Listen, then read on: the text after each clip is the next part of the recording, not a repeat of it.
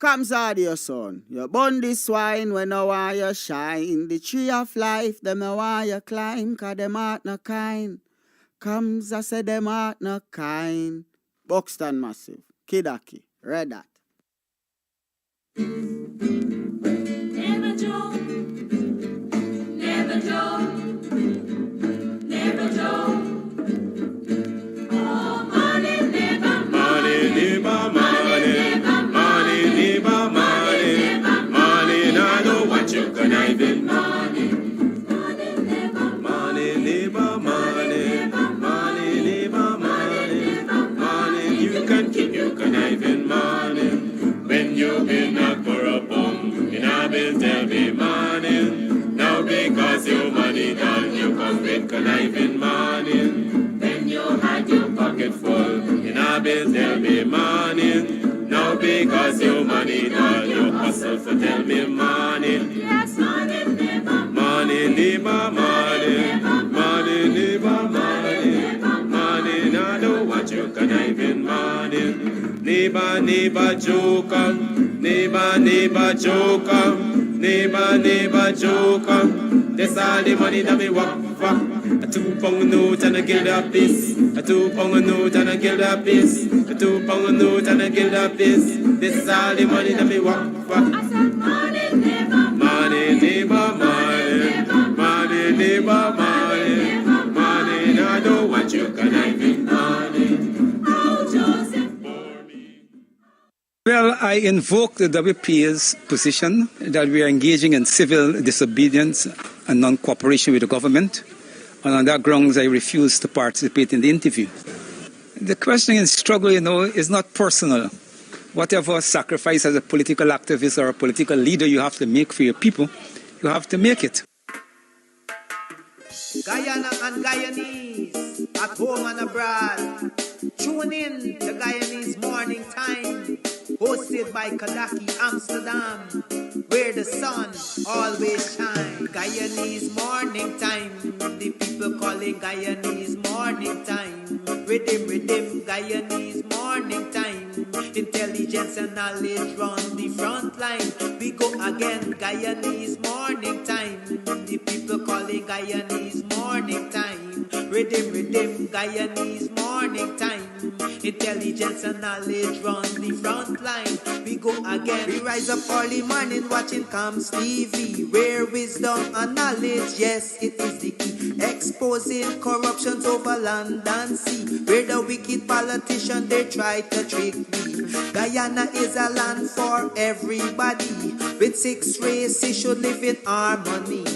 Is one set of people getting aisle money. Is one set of people doing the thievery. Beep, beep, Guyanese Morning Time. The people calling Guyanese Morning Time. Rhythm, Guyanese Morning Time. Intelligence and knowledge run the front line. We go again, Guyanese Morning Time. The people calling Guyanese Morning Time. Rhythm, Guyanese Morning Time. Intelligence and knowledge run the front line. We go again. This is a program that you all can see, sharing your views and your integrity.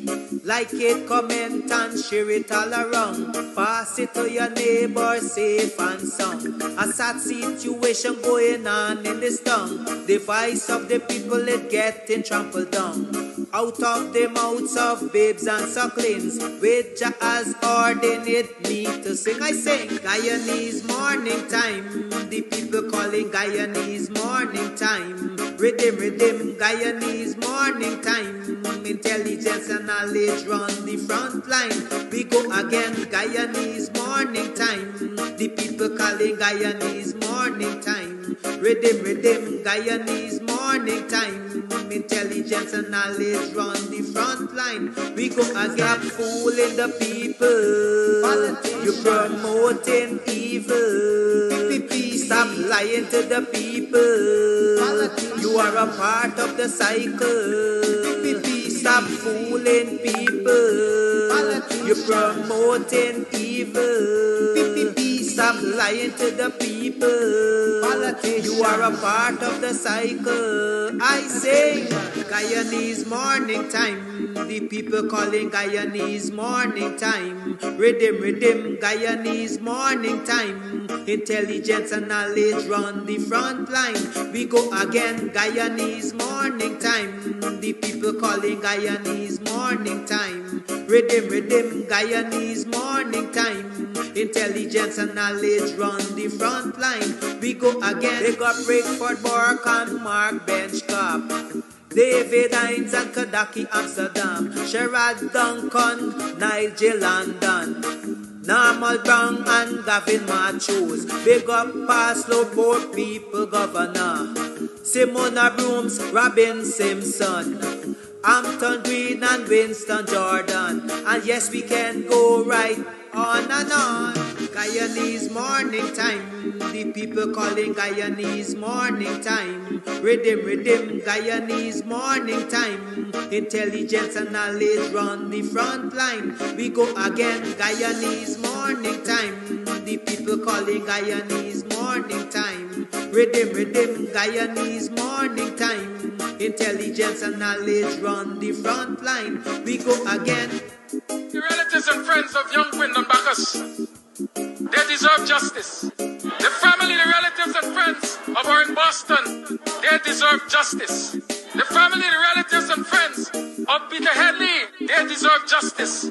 And so when we say that Guyana is an apartheid state, we have the evidence to show.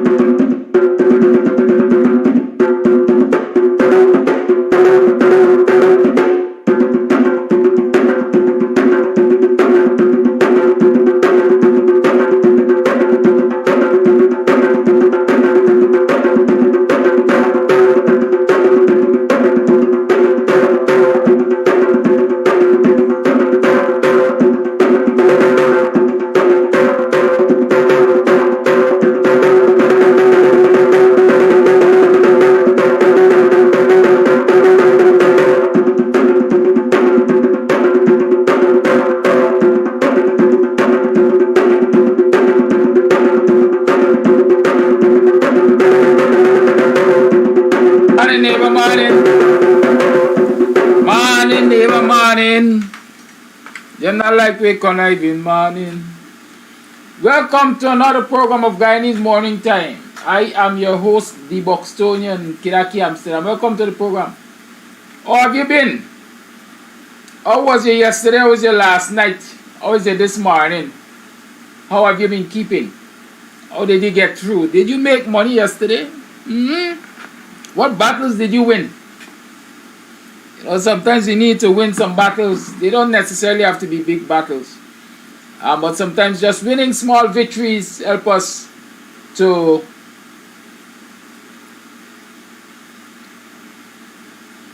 feel re-energized and feel that we can do it. And so I'm hoping that we had some little victories yesterday, all of us individually and as a collective, had some little victories which can give us some renewed hope. You have to keep hope alive, they say. Good. Did you make money yesterday? How much money you made? Lots of people are making lots of money. Husband and wife get charged with what? $69 million gold story and so on and so forth. Not a little bit cheese passing around this place, but we ain't getting a nibble. Right? So we have to determine among and within ourselves, how we going to get a bite at this pie? This national pie, this big money pie. Good? Yesterday I did say, and I'm repeating it, emancipation can't be only about freedom. It has to be about politics and economics. Because politics is economics and economics is politics, and those who are dominant in politics will dominate your economy. And so there is no freedom if you can't have economic freedom. Right? So until we start recognizing the intermixing of these different, I don't know if there's, I call them social constructs, then we ain't making no sense talking about emancipation. It's Wednesday, Dr. Hines is in the house. You got any dashiki? Dr. Hines? Oh, you know, boy? You got a nice dashiki there. You're muted. You're muted, sir. The shiki is my normal wear, so it's when I don't wear the shiki, then you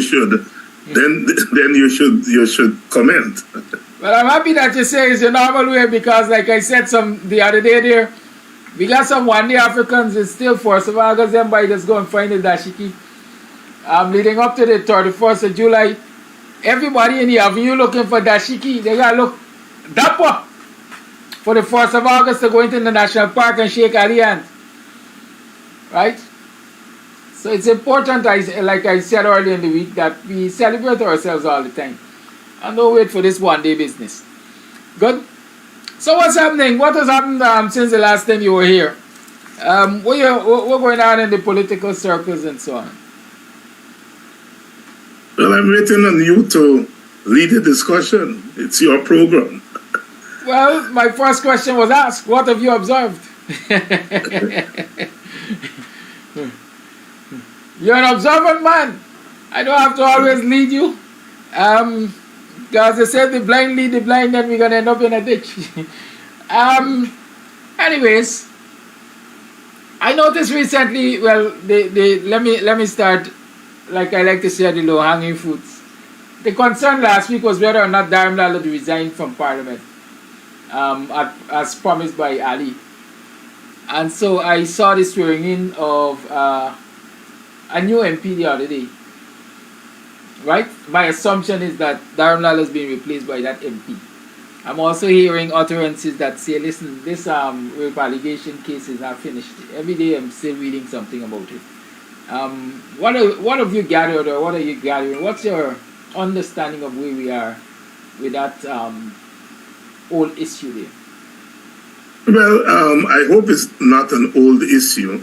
When I said old, not OLD, WHOLD. Oh, okay. Uh-huh. No, I was in church on Sunday, and one of my old teachers who doesn't get involved in politics, was parked next to me in the churchyard, and it was raining, so my window was up as I was preparing to leave, and he knocked on my window, and he said, well, you know, you all are the leaders, and my advice is that you all should keep the Dharmlal thing going. It's not a dead issue, and it should not be a dead issue. And I was driving away, I reflected on what he said. He's a very esteemed educationist, known nationally and regionally. So I as usual, when citizens approach me with those things, I think about what they say and what they advise. And as I was thinking about what he said as I drove away from the churchyard, it occurred to me that he is correct, that there are dimensions of this whole issue that ought to be kept in the front line, on the front burners. Because the issue, Dharmlal may have escaped the law in terms of criminal law, but the issue raises larger questions of morality, political morality, larger questions of social justice, larger questions of abuse of power. So I think in the context or against the background of those larger issues, the Dharmlal case is not dead. And well, you mentioned the dimensions. There are lots of dimensions from which the Dharmlal issue should be looked at. Are you satisfied, or do you think, let me ask that, enough attention is being paid to those different dimensions? Yes. I always caution, as you know, about arriving at definitive conclusions about what we see and hear. You know, one has to be very careful not to sit at the top of the ladder and assume what is going on at the bottom of the ladder. When they say, "Tone the bottom river in the nose on hat," you know. I have been moving around a lot and talking to people a lot. And more than enough is being done. A lot of times we look and see what's going on in the newspapers or what the politicians are saying, and then we arrive at conclusions about how the society is thinking or whether they're thinking about not. I can tell you, based on my anecdotal samples of what I hear from people as I move around the place, one of the good fortunes of people like us is that wherever we go, people want to talk to us, and I hope so. I hope this is true of other people. Well, for me, I always like to talk to people wherever I go, whatever the occasion, because it tells me a lot about what's happening in society, more than I can glean from newspapers and politicians. So the answer to your question is definitively yes. More than enough has been percolating in the society on this matter. This matter has galvanized this society in perhaps more ways than many other issues have galvanized the society. To the extent that it will have an impact on the upcoming national elections? No, I don't make those. You see, one has to be very careful about, one has to make a differentiation between causations and linkages Will it be linked to the national election? Of course, the opposition is going to use it. They'll be foolish not to use it, especially when they are speaking to people in their own camp. Obviously, they will use it to galvanize the people. So in that regard, yes, will it have an effect on the outcome of the elections? Then we are talking there about causation, you know. Dharamlal issue will cause the PPP to lose. Dharamlal issue, no. One cannot arrive at that causation. Certainly no.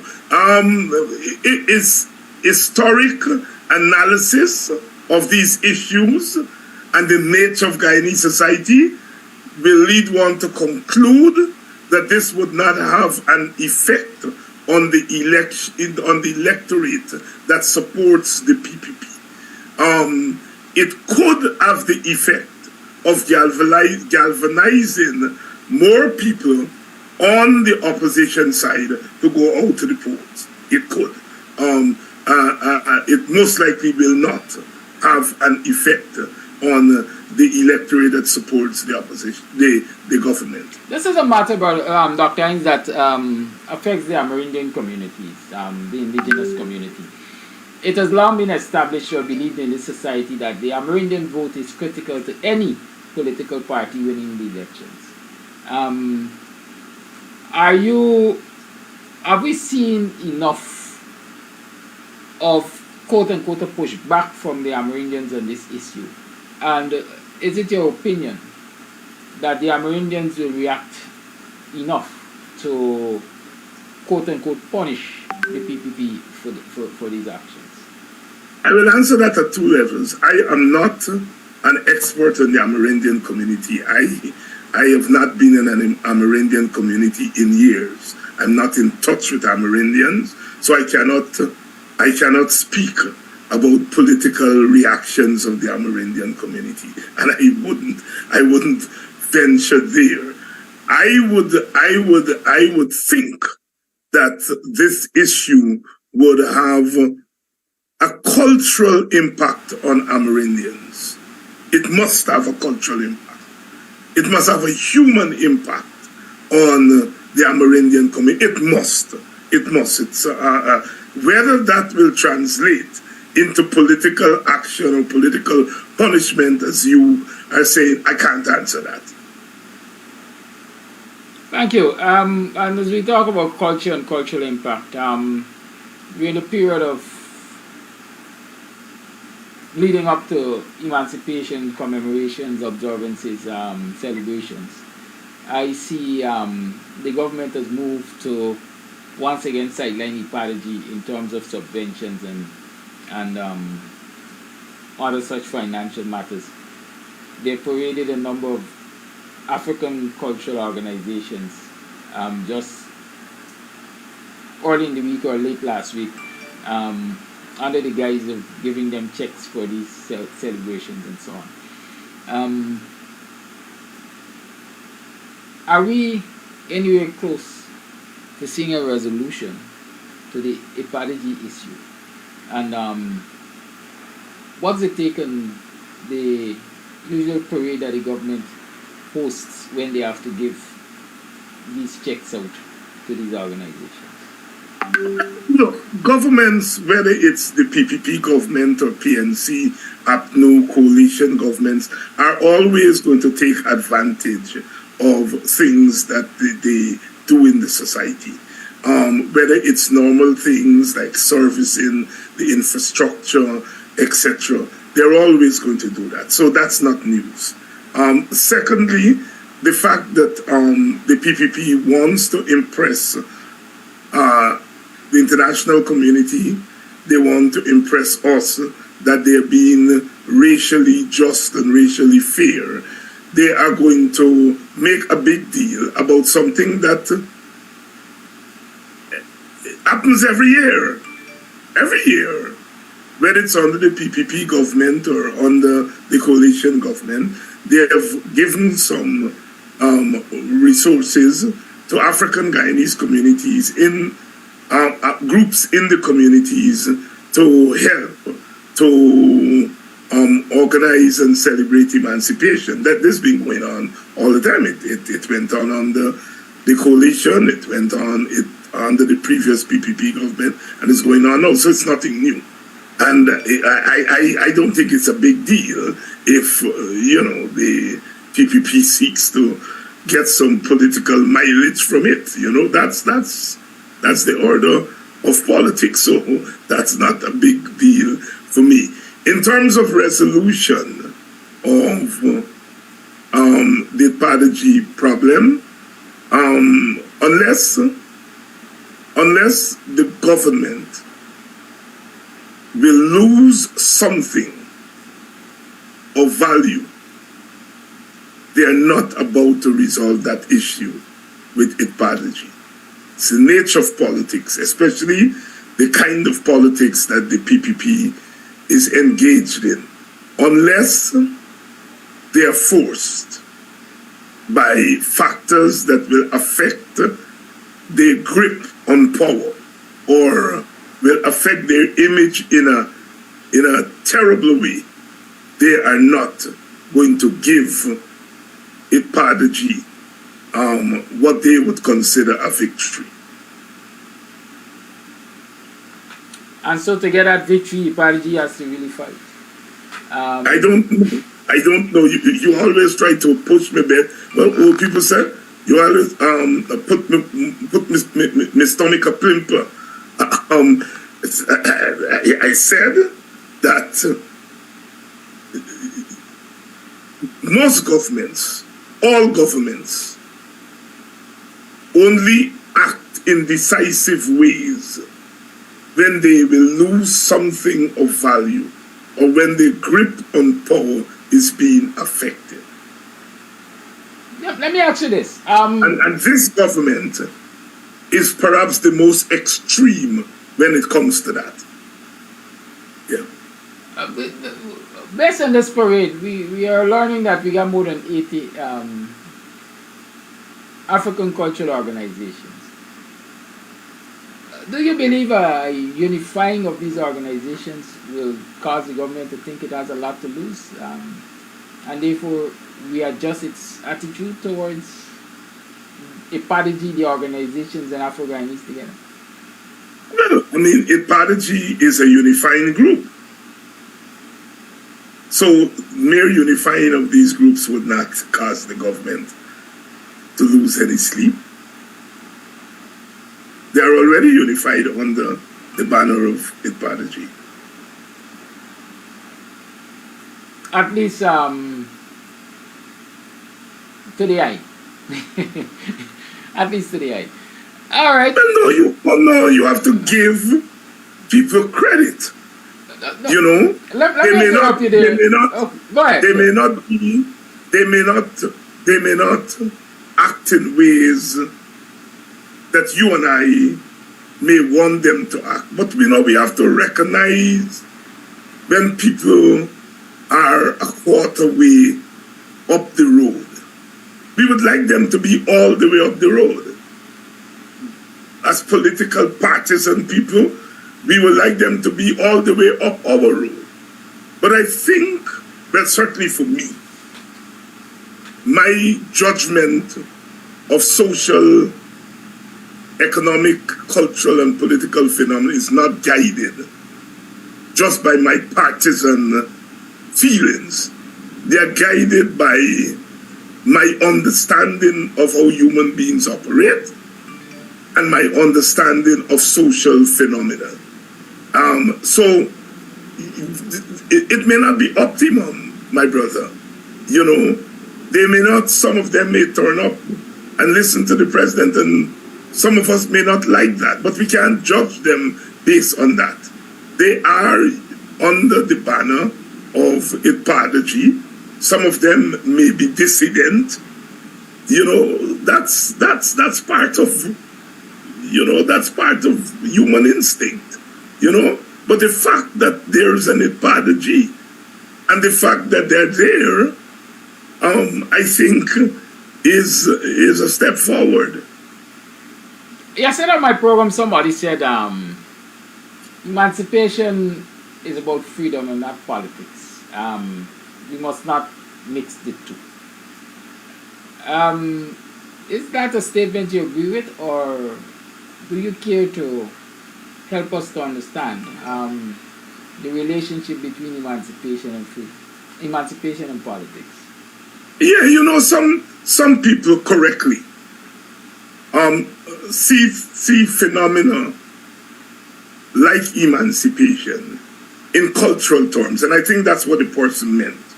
You know, this is about a people who were once in bondage, who free themselves from bondage, and in the process of freeing themselves from bondage are constantly in a process of renewal and repairing the spirit, repairing the soul that have been battered. You know, Bob Marley say, you know, every time I hear the crack of a whip, my blood runs cold. They brutalize our very soul. It's a very strong cultural statement. And there is that tendency within the black community, a cultural tendency, that look at the process of emancipation through cultural eyes.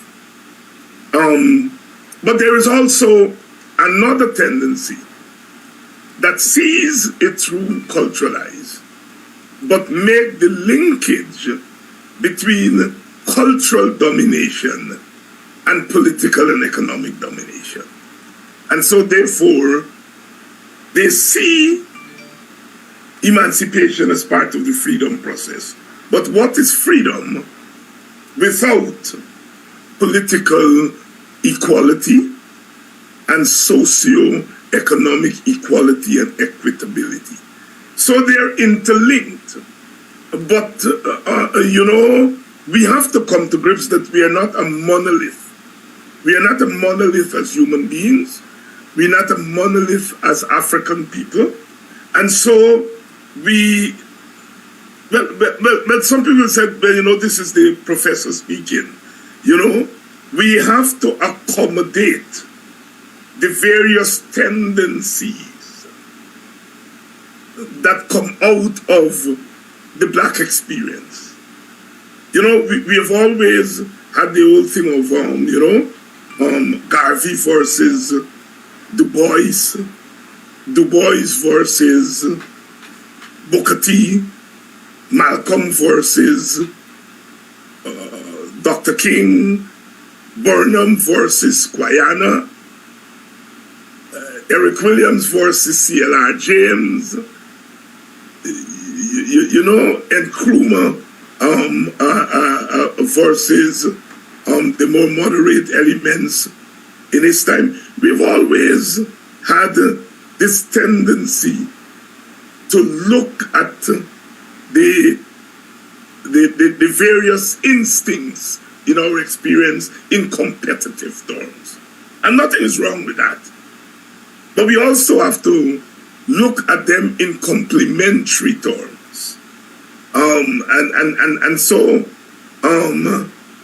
So we have to accommodate the various tendencies. My tradition, I am linked, and I know you are also, to the black radical tradition. And the black radical tradition sees the freedom struggle of black people in more rooted terms, more holistic terms. It brings politics, economics, and culture together. The more conservative tendency, black, and there is such a thing as black conservatism or black moderates, tend to have a more minimal reading of freedom, whereas those of us who are radicals tend to have a more maximalist. And all I'm saying is that we have to accommodate them, because there is one thing that runs through all the threads of thoughts and action and praxis in the black community.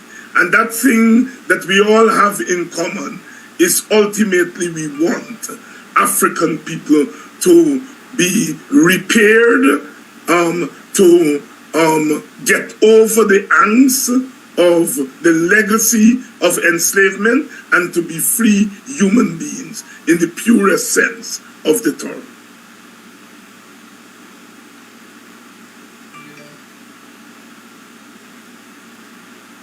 Cultural freedom is, in my mind, dependent on economic freedom.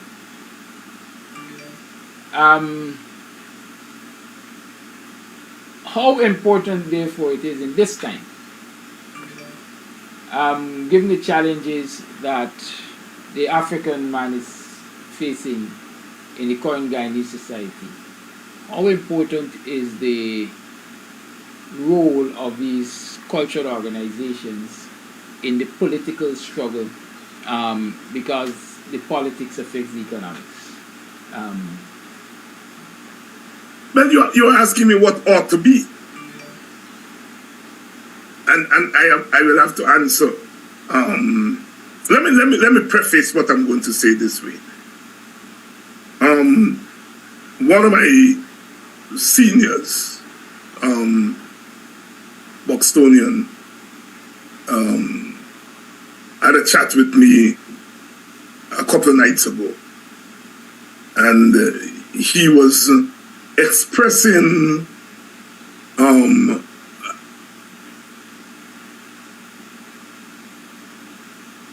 how should I put it? He was congratulating me on what he refers to as embracing leadership in a national way.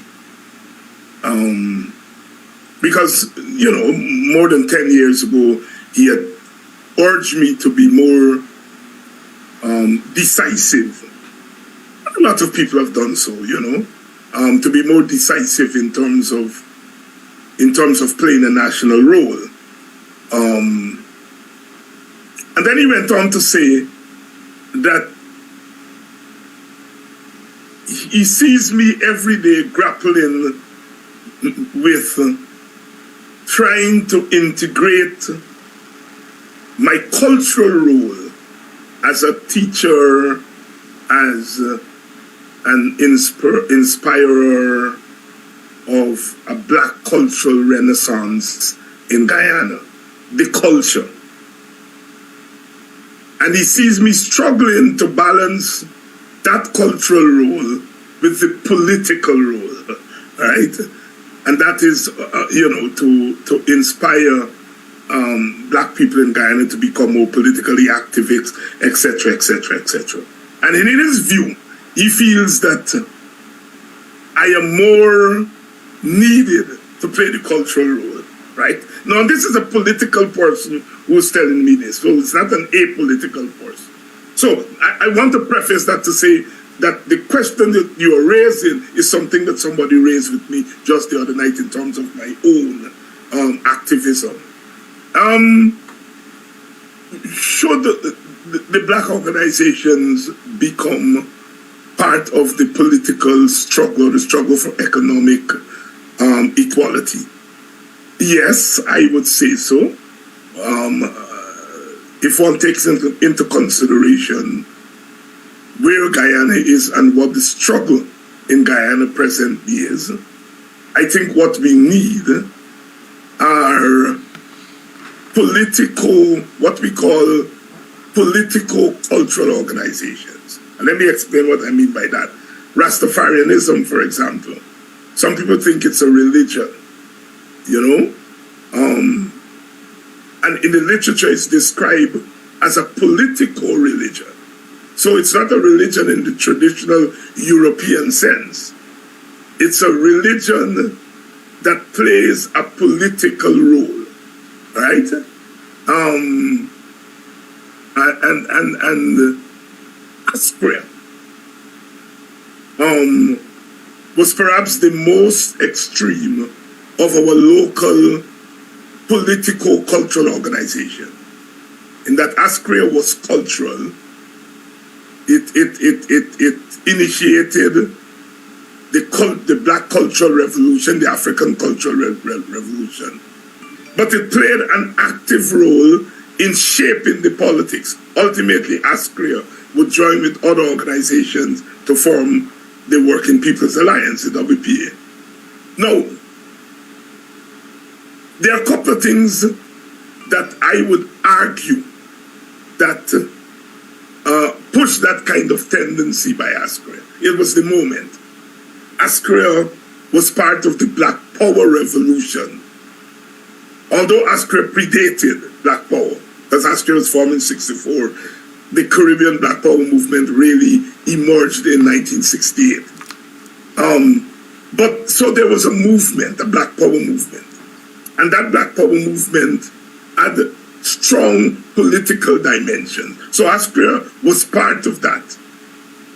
If you look at the Black Power movement in the United States, in the English-speaking Caribbean, and in South Africa, where it was what called the Black Consciousness Movement, led by Steve Biko and others, if you look at that movement was essentially political. No, it was not just political because it had a cultural basis, but it was a kind of political cultural instinct.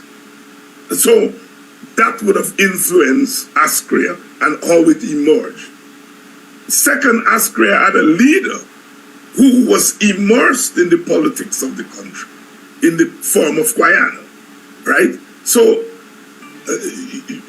you couldn't say, well, here, Guyana, you need to separate your cultural self from your political self. I'm going back to what the brother was saying to me a few nights ago. And as I reflected on what he was saying, I went back to ASCREA. All right? So you couldn't ask Guyana to separate his cultural self from his political self. He was politically active. He was a political leader in the country. And he became a cultural leader of Black people. And so I am saying that the movement, the nature of the movement, and the leader of the nature of the leader of the movement meant that the Black movement in Guyana at that time had to be deeply political. Now, in those days, you had village organizations, but you had a national organization in ASCREA. So the village organizations did not come into play. I rather suspect, in fact I know, that a lot of them became chapters of ASCREA. Now, let's move to the present. We have, as you say, 80 organizations, some say 65, I don't, but there are plenty, all right? That we agree. We don't have a national Black organization that is playing the role of ASCREA. We have national ACDA, Coffee 250, etc. But they're not political in the same way as ASCREA was. And so therefore, we now put the burden on these organizations in the communities to play a political role.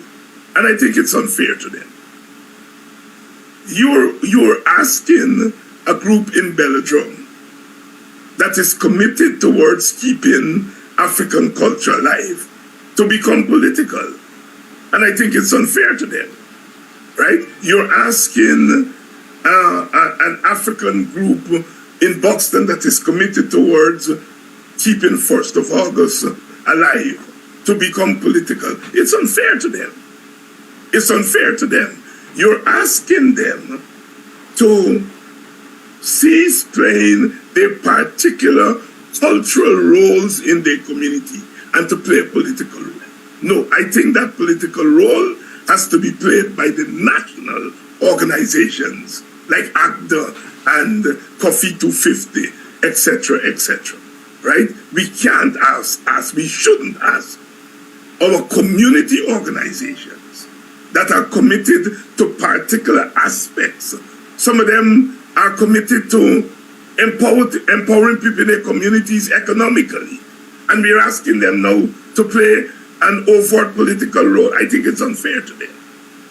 I think what we need to do is to build a black political movement at the national level to play the role of political advocate.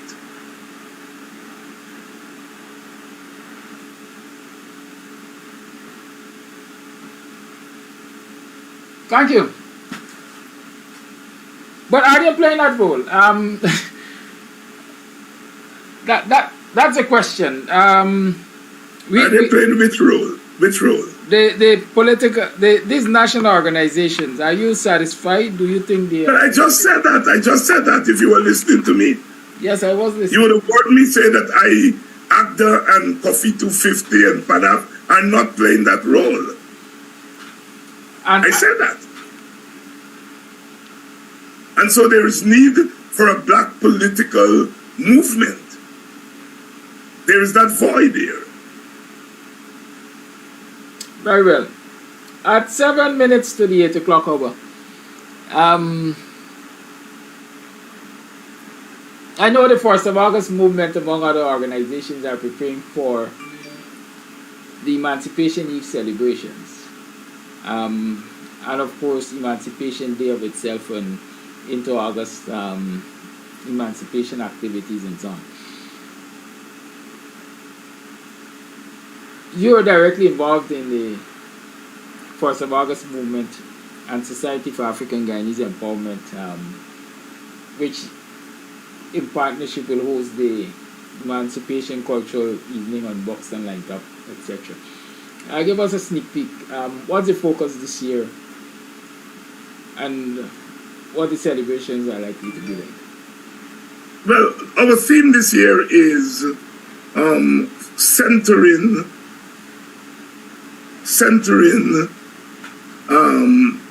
a movement for racial equality, or centering racial equality in an oil-rich Guyana. That is our theme for this year, the 1st of August movement, and the theme speaks for itself. That we feel that in an age of oil, the question of racial equality and equitability has to be settled. It has to be centered. That we are not going to get any development, any real lasting development in the age of oil outside of racial justice and social justice. Social justice in terms of social class, racial justice in terms of our different ethnic groups, and gender justice, because more and more women have to be analyzed outside of race and class, the experience of women, and women across difference, women across race, women across class. Their experience as women has to be analyzed outside of race and class. And so therefore, we are not going to have any real development in Guyana if we do not center racial justice, social justice, and gender justice. Because we are a black organization, we are concerned with racial justice. And so therefore our theme is centering racial justice in the age of oil wealth in Guyana. We kick off our events on Sunday, the 30th, with a church service at one of the churches in the village, in which we urge villagers to worship in their own churches, but if their services do not coincide with the service at the church that we're keeping this service this year, they should go there. Every year we move from one church to another. Last year we were at the Congregational Church. This year we are at the Grace Assemblies Church. So we kick off with that on Sunday. And then on Monday, Monday the 31st, we start at 6 o'clock in the afternoon with a libation ceremony at the Buxton Monument, the Buxton Emancipation Monument, that was erected in 1938 to mark 100 years of the end of emancipation. And we have a libation ceremony there that usually lasts for about an hour and a half. And then we move from the monument to the line top for our Black is Beautiful concert. Some people may call it a soiree, some may call it a congasa, but it's our big to-do at the line top, starting at around 8 o'clock, where we have cultural performances and a feature address or two. This year, our headliners is, of course, as we did last year, the Yoruba Singers is going to be there. The Buxton Fusion drummers are going to be there. The Buxton Pride Steel Band, which has been making waves over the last decade or so in the country. A very talented bunch of young people under the guidance of Mr. Rollo Young. They will be there. And then we'll have individual performances from Village Lassell Juke, Lassell Juke National Calypsonian. Ras Jerry Hope is going to be on the show. Odessa Primus of Georgetown, of course, but she will be making a guest appearance there. And then we have some other groups, Kofi Guyana, the son of AUC Guyana, who is a cultural activist and cultural performer. He will be making an appearance with some other young musicians in the village. So it's a packed program that goes from about 8 o'clock well past midnight. We ring in the New Year, the African New Year there. We're going to have the feature just will be by opposition leader Aubrey Norton, giving him the opportunity to speak to Black Guyana from Buxton, because we expect the events to be broadcasted nationally. So he will be the feature speaker. Yours truly will speak on behalf of Buxton and the 1st of August movement. So we will be the two speakers.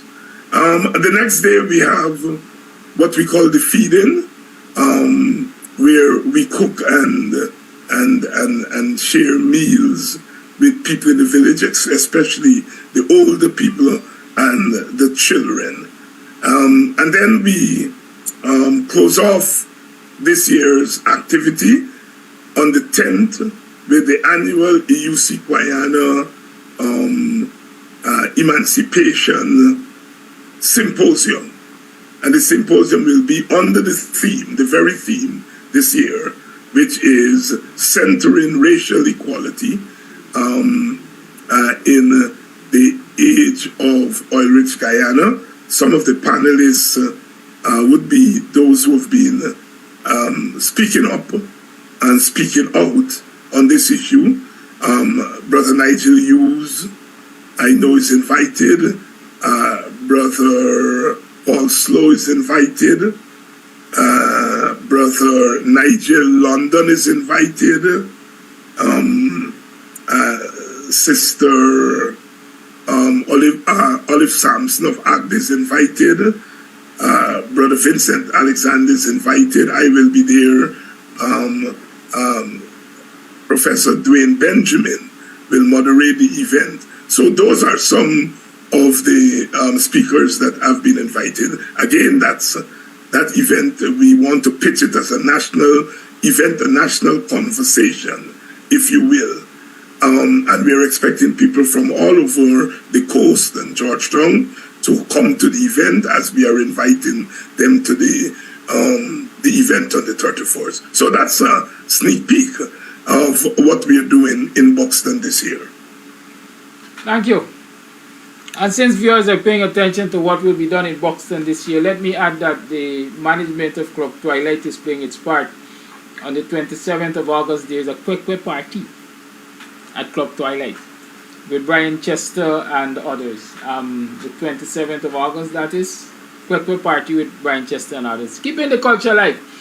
I forgot to mention that Brian Chester, our Kwekwe, and Nancy Story, Export in the Village, will also be out there on the 31st. Good. And so, as usual, Kams TV always encourages you to support the cause, and so I am sure that the 1st of August movement and SAGE and its partners will be accepting donations and contributions. Who those contributions can be sent to, if there is any to be? Credit contributions, Politics 101 has launched a donation, Emancipation donation drive, and we are donating those donations to the 1st of August movement, so they can be sent to the usual platforms that we have, the Cash App and PayPal and so on, and Zelle, the usual media or mediums. And a note is always helpful to say, well, this is for the Emancipation celebrations. Yes. Good. So it's now 4 minutes past the 8 o'clock hour, like I said to you on previous programs. The lines are open. Dr. Hines, anything else you want to talk to? No. Oh, yes, I would like to... There are two important cases that were resolved yesterday. Well, not resolved. The courts handed down a couple of rulings. One ruling was that the court, the appeal court upheld the ruling of the High Court that two members of the PPP list that they wanted to name as parliamentary secretaries. The appeal court upheld the lower court decision that they could not be appointed as parliamentary secretaries, because although their party has been elected to parliament, and so theoretically they were elected to parliament because they were part of the party slate, the fact that they were not extracted from the party list, the court is saying that the court is agreeing with Christopher Jones of the opposition that although they are theoretically members of parliament, the fact that they were not extracted from the party list means that they cannot be parliamentary secretaries. The PPP may appeal that to the CCJ. The other court ruling was related to the credit union, the PSU credit union, in which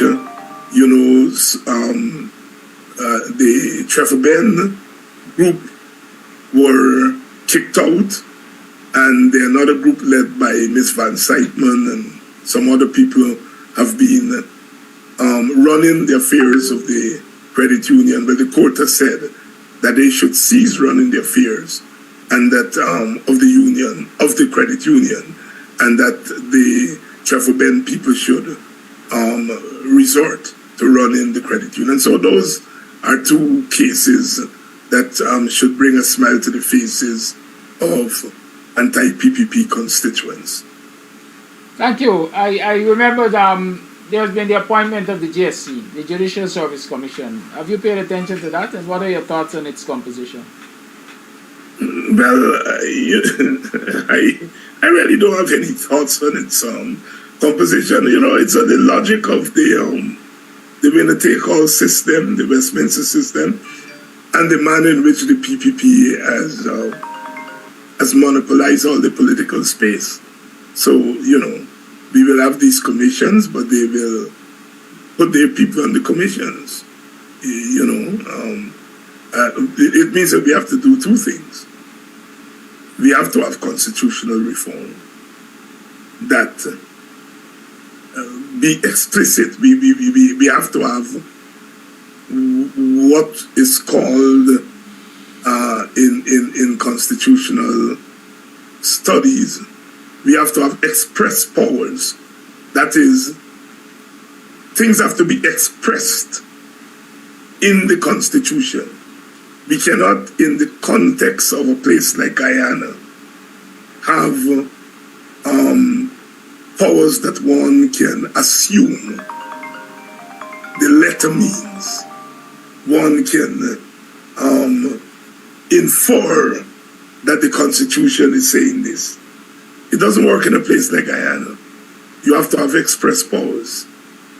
So we have to move in that direction. And secondly, we have to remove the PPP because it's a hindrance to democracy in spirit.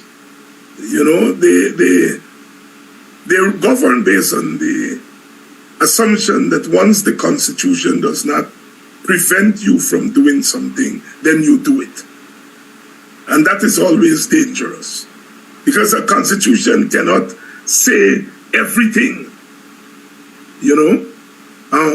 But given the nature of the PPP, it is holding the Constitution as ransom. It's saying once the Constitution don't tell us that we shouldn't do it, we don't do it.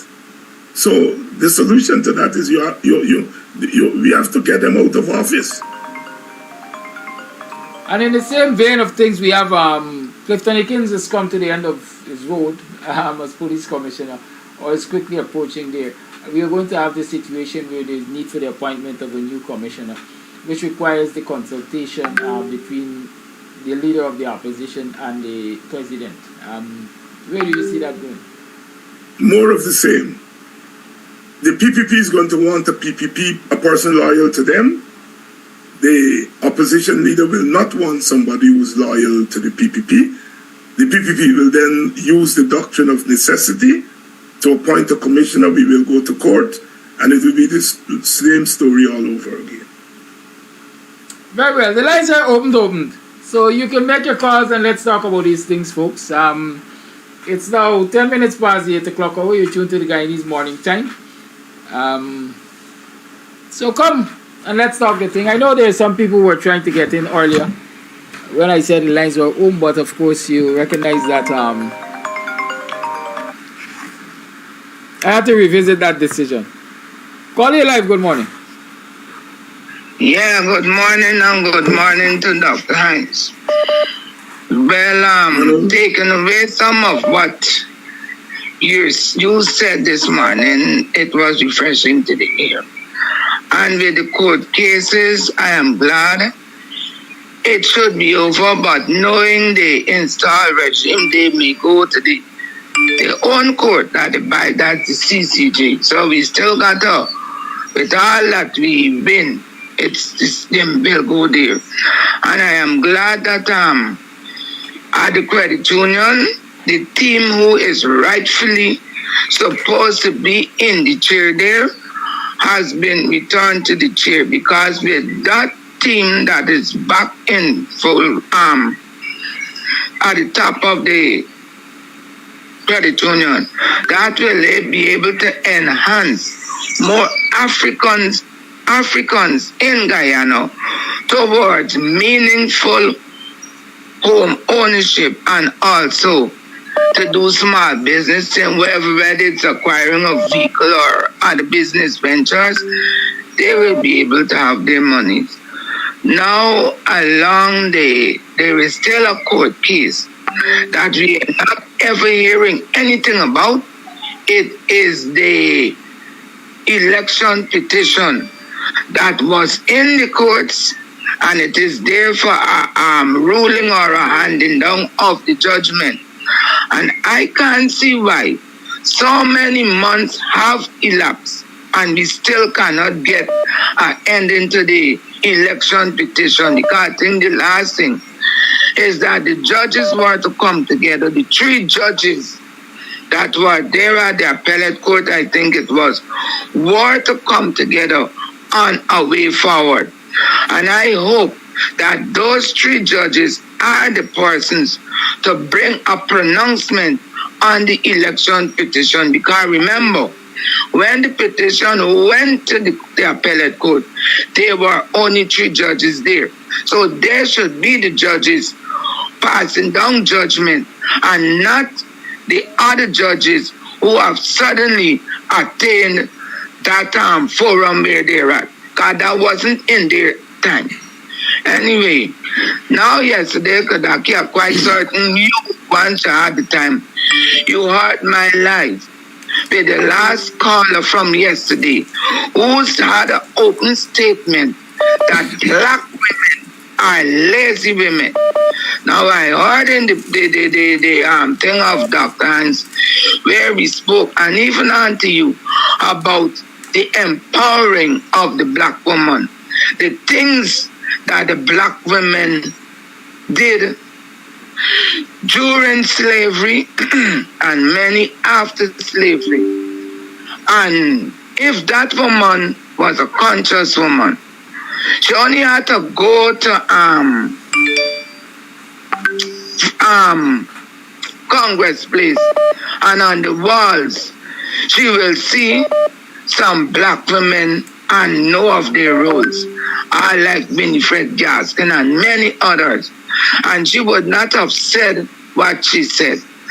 And when it comes to women nowadays, there are many African women out there on the streets who are plying their trades.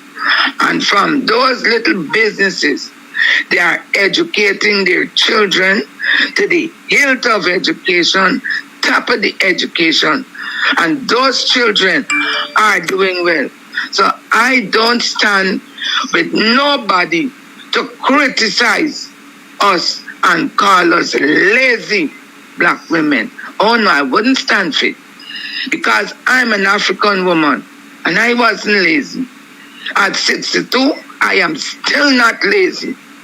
Because I'm quite certain I've never seen that woman out there at coffee or any other place trying to fight for something that is good for the other people in this country.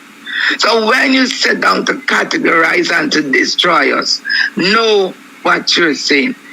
All of us aren't lazy. At least I'm not. Now coming back to your emancipation agenda, I may only be able to come to the quick thing on the 27th and the forum because it's the same time we have our emancipation celebration. And if I go away, they will mark me.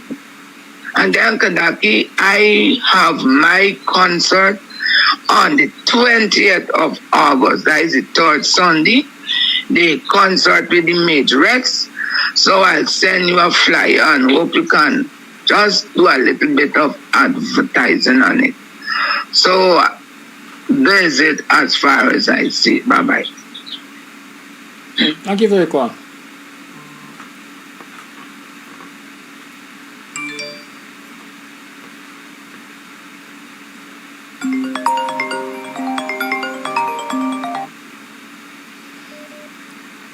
Caller live, good morning. Yes, good morning, Mr. Amsterdam. Good morning, Dr. Hines. Good morning, all Guyanese and those of us in the Guyanese diaspora. I heard Dr. Hines speaking on a very good subject, a very good initiative, and a plan for emancipation in the entire season. There would be Kermit Norton would be one of the speakers and other persons and like himself, etc. Coffee 250. Excuse me, I have a bit of a sniffle, so please excuse me on that. I'm wondering about some youth. Will there be any youth who will be, I know youth will be partaking in ACTA and stuff like that. But I remember in the Million Man March in the United States, when Mr. Farrakhan took 1 million people to Washington, D.C., I guess Dr. Hines was there. I think Aubrey Norton was there. We had a lot of youth speaking as headline speakers, as persons playing an important role in that movement. I can tell you that Million Man March was responsible for Obama becoming president, partly responsible, because we did some of the biggest registration drives ever coming out of that march. The point I'm making is that that platform, that plan to have this person speaking in Guyana should have youth from Linden or Tiger Bay or Almanton or Grickle or Buxton, youth in their teens, 16, 17, 18, doing main speeches on emancipation. Not some small speeches here and there to, fill up space. Okay, that's an area whereby we are lacking. And I notice a lot of mature people are always up front. We've got to pass the baton. We've got to inspire the youth in a major way if we're talking about winning this fight. And the reason why I went to the Million Man March is to let you see that how the youth who were cultivated at the time of the Million Man March, these are the same youth. When we see Black Lives Matter, where we think Black Lives Matter is coming from in terms of that groundswell of youth participation. Okay, so I just want us to understand the necessary the need for that. Dr. Hines talks about something in the way Marcus Garvey talked about it.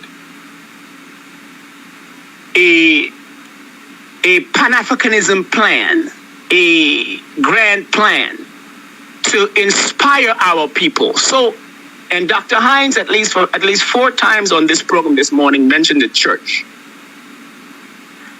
So he seems to be very involved with the church, and the church is a huge estate where our people are buried and where the biggest resurrection needs to come from, in addition to other fronts. Because most of us find ourselves in the churches one day out of the week, or with someone who is living in the house in the church. Do we ever think of discussing the Bible in the context of Genesis 2:13 for us Christian people? Genesis 2:13 talks about a river. That's the King James Version, which is popular in Guyana. It speaks about a river coming past the land of Ethiopia. Some Bible refer to it as Cush or Abyssinia. Same place. Now, do we ever seek to discuss Genesis, the first book, and ask the parishioners, why is Ethiopia mentioned in the very first book of the Bible? And notice how they describe Ethiopia. They said the whole land of Ethiopia. Look at it carefully. They didn't say, oh, the land. They said the whole land, like it was big. It was huge. And all of the Bible, Genesis, begins there. And notice there is nationality mentioned in Genesis. But my point is not to reiterate Genesis so much, while it's important. It's the point to show that we Africans have a presence in the scripture. And when I go to churches across Guyana, I don't hear this slant. I don't hear this perspective being taught in the scriptures. It's left out. But yet, how do we leave out Genesis and Ethiopia and the whole land? Notice, in Genesis, the whole land is Ethiopia. But yet, we don't have no black perspective on the scriptures in Guyana. So I don't see how we can make such a huge subtraction, a huge denial. Moving quickly along, there is an issue of psychological enslavement. Ron Delaney alluded to it. Bob Marley speaks about it. President Granger spoke about it recently. In the context of reparations and in the context of what needs to be done in Parliament, there's a serious issue. Dr. Hines spoke just now about express rights and express entitlements. There is this elusive, forgotten, unresolved issue in jurisprudence called psychological damages, psychological compensation, psychological redress. Guyana has never dealt with that. But yet we seek to address those issues for Amerindians, and it's okay. I'm not against Amerindians. But I don't see how we seem to avoid that as it pertains to African Guyanese. I think the precedent has already been set with Amerindians. So I shouldn't have to make the precedent any further. It's already a done deal. We are addressing Amerindians' redresses and claims and psychological sufferings. I mean, we have precedent on that in Guyana's Parliament and National Assembly. So where's the Africans? Where is ours? And I don't think I have to make a case for it. I think the case has been made in volumes already. So I don't have to make a case. I'm just saying, where is the recognition? Where is the focusing on that issue to address the psychological compensation and the psychological damage for African Guyanese? And this shouldn't have to do with Portuguese and Chinese and East Indians. So please, this ain't got nothing to do with them. This is about Africans who did their part, who suffered psychological damages. There's precedent up the kazoo from the here to the heavens on jurisprudence precedents in the Commonwealth, on compensating psychological damages. And yet there is nothing done about it. Moving over into the COI. The COI, let me make a segue. The COI seemed to address some aspect. I didn't say the whole thing, some aspect on ancestral land. Because ancestral lands is an issue of loss. Morning, neighbor, morning. Are you morning? Peace be unto you. Namaste. Buenos dias. Bonjour. Yes, I almost forgot my Portuguese there. Welcome to another program of Guyanese Morning Time. I'm your host, the Buxtonian Kidaki Amsterdam. It is 7 hours 28. I am not late. I am always deliberate. I gave you an opportunity to listen to all of that wisdom that we shared yesterday. I see Miss Hohenkork, Marcella Douglas Hohenkork. That's a double barrel there. Douglas Hohenkork. She's a married woman. Good morning, Mrs. Hohenkork. Right? You want to know what I'm talking about, right? That double barrel name there, Douglas Hohenkork. Douglas might be her maiden name, which she refused to get rid of. Some people don't want to lose contact with their roots at all. Some people have so much respect for their names, their family names, because their family names are recognizable and their family names have value. It got sway. And so they hold on to that family name. But because you married a man, why you feel too bad like your name worthless? So you take his name. So you have, most cases you end up with that double barrel. Douglas Hohenkork as an example. Or sometimes you'll be married before. Maybe this is a good girl when you say wife material, right? Sometimes you'll be married before. And so you don't get rid of your first marital title. You keep it. And so you become Hohenkork Douglas or Douglas Hohenkork, whatever it is. I remember as I'm talking about that, my former good friend and colleague, she's now deceased. May your soul rest in peace, Namila. Right? Namila used to humor us. Right? Her name was what did she say? Namila Henry Baines, a whole long list. But another person I remember humoring us, quite frankly, with all of our surnames is former Minister of Housing, Valerie Patterson, right? As a communication officer at the Department of Public Information, when you wrote about that minister, you had to write all of her names. She had about 4 of them. I can't remember all of them. Right? She said she was that sweet. She had many husbands. Right? 2 or 3 of them. I don't remember the whole story. But why did I do that? Because I'm teaching. I always teach. And when every moment should be used as a teachable moment. A lot of you see people with 2 surnames and so on, and you just think it's 2 surnames. There's a story behind those surnames usually. And we call them double-barreled names. Right? Double-barreled names. So, Douglas or in Cork, you can correct me if I'm wrong anywhere along the way with you there, right? And I hope you're not offended. Good, because some people take offense at little or nothing. How was your yesterday? How is it today? How you spent last night? You slept alone or you had company? Hey, yes. I hope you had a productive day yesterday. I hope you were able to do things that will truly lead toward your emancipation. Note I said lead toward your emancipation because I have a serious issue with this emancipation thing, you know. And we're going to talk about that this morning. Are we really emancipated in apartheid Guyana? Good. So I hope you took steps to towards your emancipation. It's a joke. I'm going to tell you a story just now. You know I like knock people under the belt, right?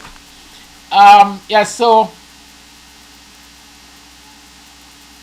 hope you made some money. I hope you were able to remain healthy. You took decisions that, you know, will contribute to your health. Shelly, a jealous girl, or you could have company and it's not me. Yeah? Don't get beside. So, listen, give me blow, don't let me know. Alright? Good. That's if you don't know it's not blow. So don't let me know. Good, do your thing, but no, Shelly man, you see I got me tearing up here, girl. What's your problem this morning? It's Thursday though, it's not Free Talk Friday. Yes, so I'm saying I hope you made some money. I hope you were able to empower not only yourselves, but your family members and by extension your community. Because empowerment matters. Empowerment matters. And until we empower ourselves, or unless we empower ourselves, nobody's going to empower us for us. We have to empower ourselves. Right? And until we really empower ourselves, we can't talk about freedom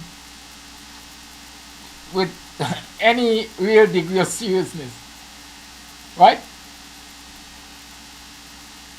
We can't talk about freedom of to any real degree of seriousness. How many of us can get up this morning and make breakfast without looking at our plate and saying, this plantain come from Puerto Rico.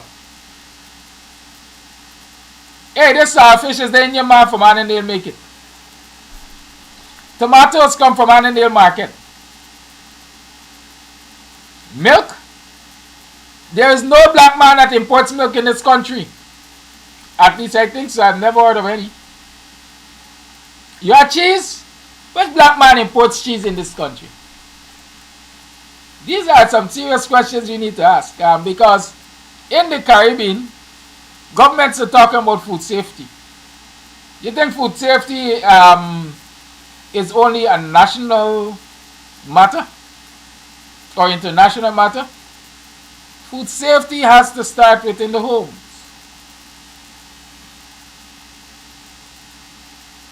Food safety and security. Are we food secure? Are we food safe? Where are we getting our supplies from to eat on a daily basis? How many of us still have farms in the backlands of our communities?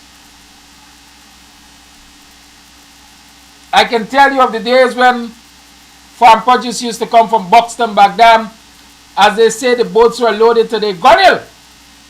Where's the gunwale of a boat? I want to believe it's the top of that boat there. You know the boat has its shape on the top, the very top of the boat.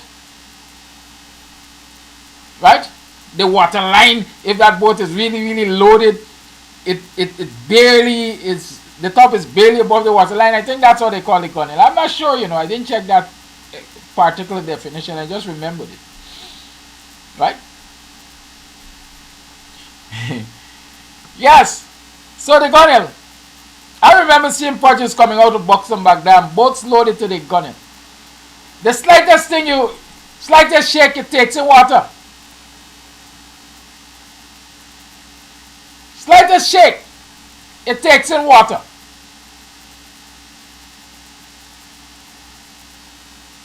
Buxton spice, long mango, cassava. Well, let me just say generally gone provisions. And that used to come from Turning backwards. We got placed in Turning Point. But in the old way, the ancestors used to name things in a musical way, quite frankly. Turning, right? Or Turning, right? There you go to Turning, and back from Turning all the way to them empollers, pineapple empollers and so on, was food Rastafari, long-term food. Ground provision farms, or plots, whatever you want to call them. Planting and banana for Nagdag.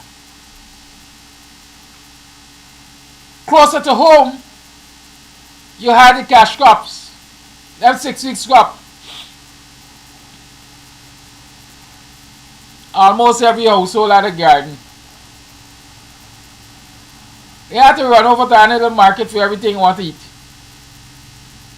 Yard fowl running around the yard. You get good Creole eggs. You get 3, 4, 5, 6, sometimes 7, 8 fowls, hens, calling on you to hatch at the same time. I'm taking you back to a place when you had food security and safety in your communities, in our communities.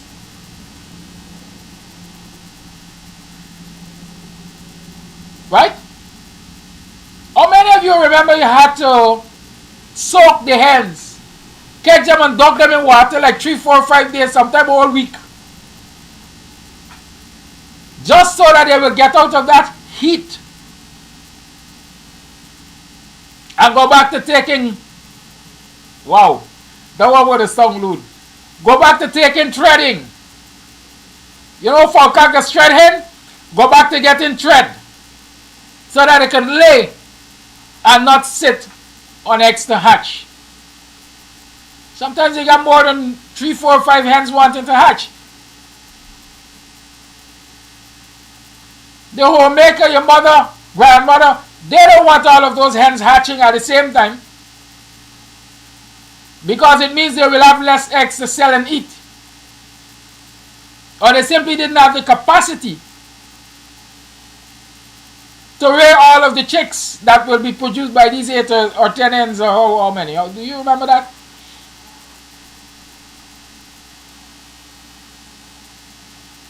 Hey, you are not in the garden and bring peace time for me. Pick 2 other fine pepper and weary pepper. Or bring 2 tiger teeth. Bring some lime leaf, let me clean this fish.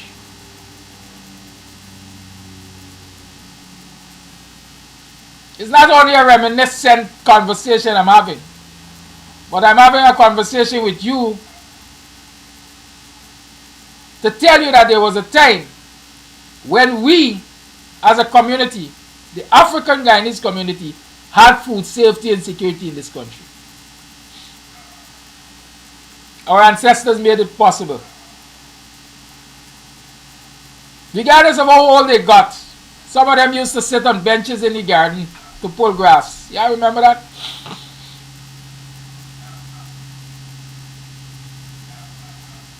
Y'all remember that? Dungs used to lick dog in Buxton. Every year you could go and pick dungs. We used to call them ice apple dungs. A lot of dungs. You all remember ice apple dungs? You all remember monkey apple? Every child going home from school could have gone to some abandon land and pick monkey apples and go home and eat monkey apple with milk and sugar?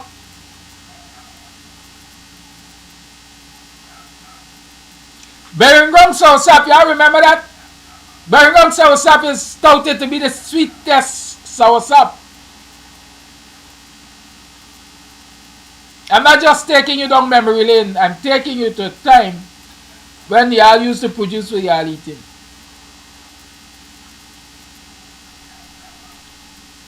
GMC used to come into your communities and buy hogs. Where's a hog? Reminds me, the old lady and the young boy traveling in the bus. Indian woman, black man. And the big lady, young. And the black boy said, oh, granny, like you want to swallow me. She thought to her and she said, oh, boy, me not yam hog. Right? Oh, boy, me not yam hog. But on a serious, remember when our communities used to be able to supply the Guyana Marketing Corporation with pigs, among other livestock from our communities?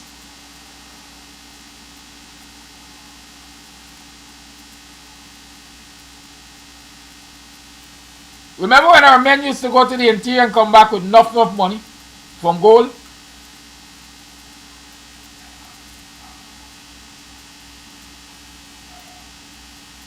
But when you look at the communities now, excuse me, you'll be convinced that we have lost our way. And when I talk about these hard facts, I don't care who vex. I usually say who vex lose. Because education is supposed to change your attitude. The South spirit. Yes. Education is supposed to change your attitude for the better. Note I say for the better. Education is not supposed to make you worse off. But the problem in our communities, as I see it, is that as we become more educated, we act more foolishly.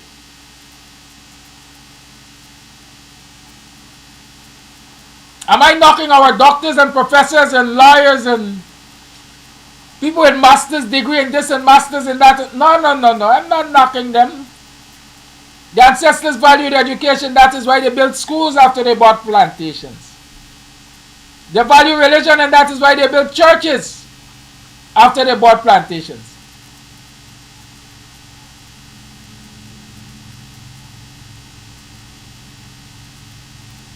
But where are we today?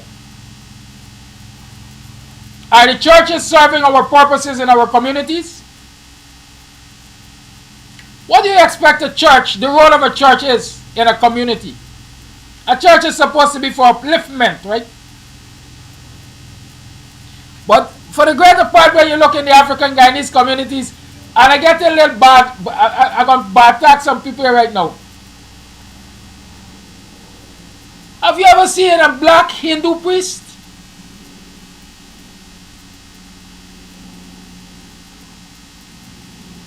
Have you ever seen a black Hindu priest?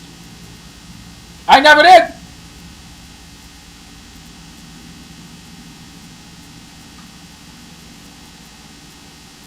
What they call the Muslims? Meji? I can't remember. Imam. I think I've seen some black imams.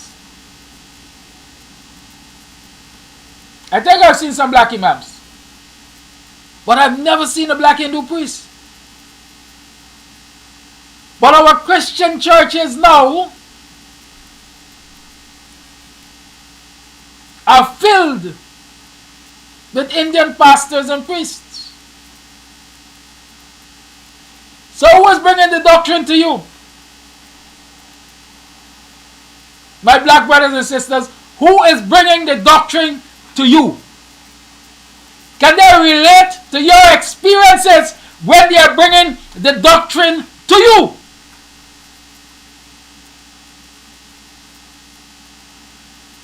The very churches that were built in these communities by the ancestors for your upliftment, for our upliftment, I imagine, are now the very churches that are being used to oppress us. Because for a greater part, the hierarchy of the church don't even represent us.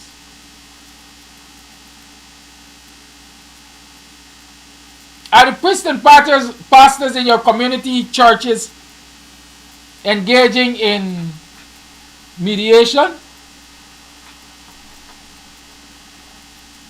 Do they concern themselves with what is happening in the community? Do they on a daily basis perhaps walk the community and talk with people to see where the community is hurting, to see where families are hurting, and bring the church together to assist them out of their difficulties? That was part of the role of the church in the past. Now for the greater part here, yeah.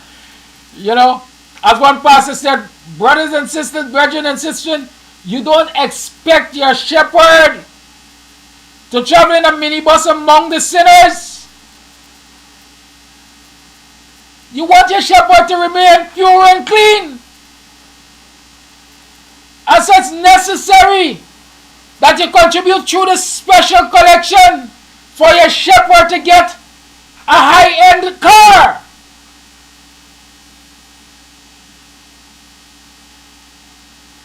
But didn't the gospel tell your shepherd to go among the sinners and try to, what should I say, redeem their souls?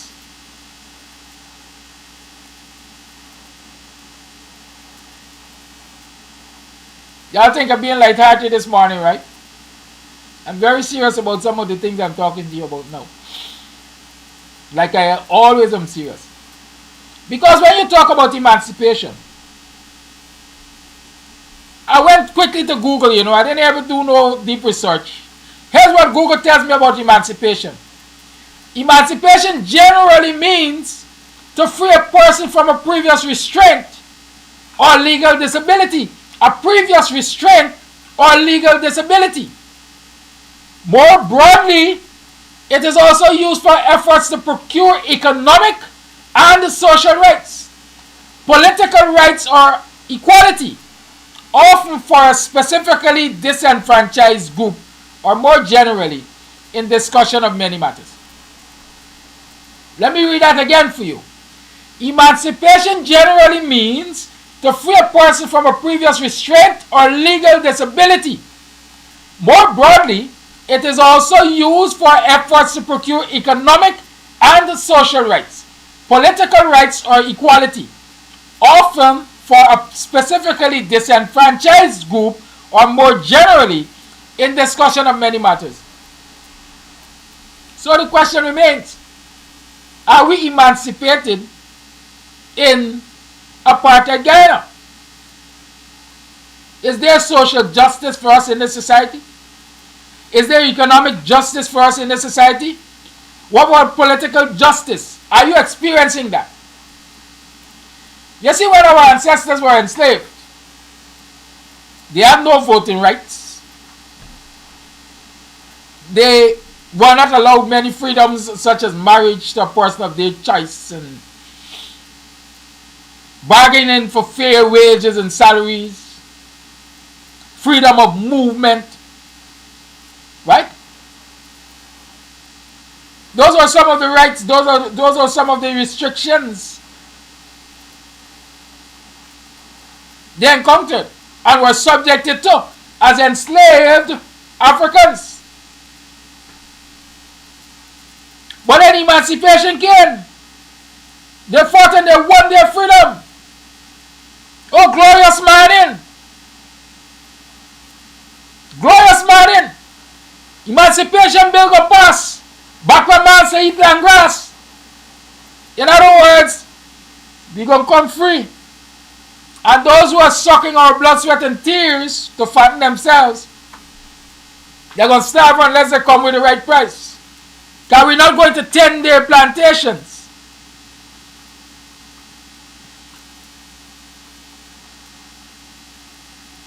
Those were the sentiments of the enslaved Africans as they approached freedom morning. And they got freed and they bought plantations and they developed them and they developed communities and they established farmlands. for their self-sufficiency.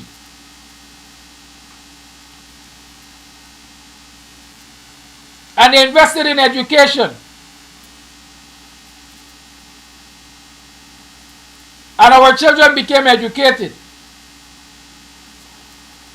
And I said it before and I'm saying it now. Many of us who have education at the tertiary level cannot function,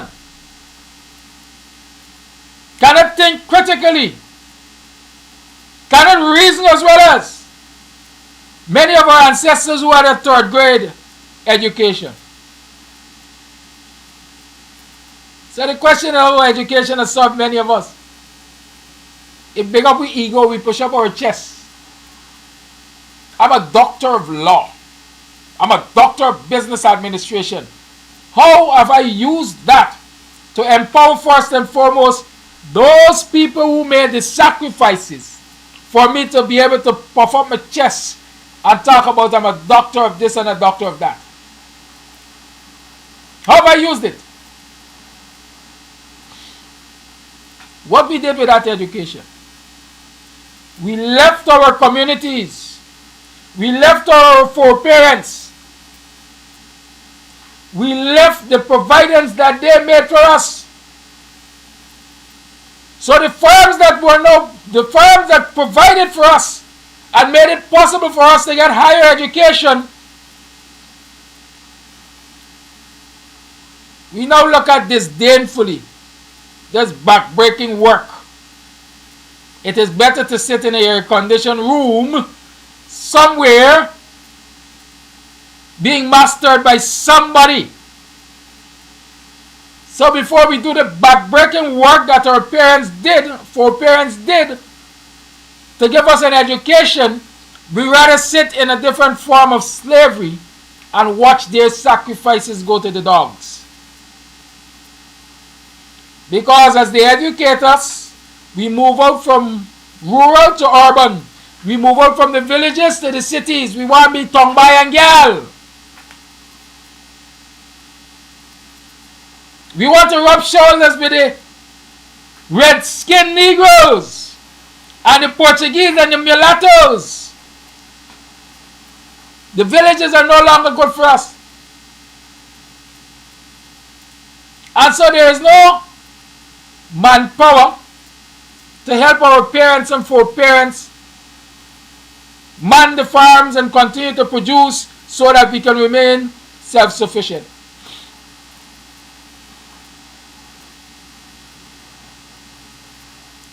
And so the old folks are going day by day, day by day, day by day, and they're tending the farm. But as they age, as their energies wane, they're producing less and less and less and less. And then a day comes when they can't produce anymore.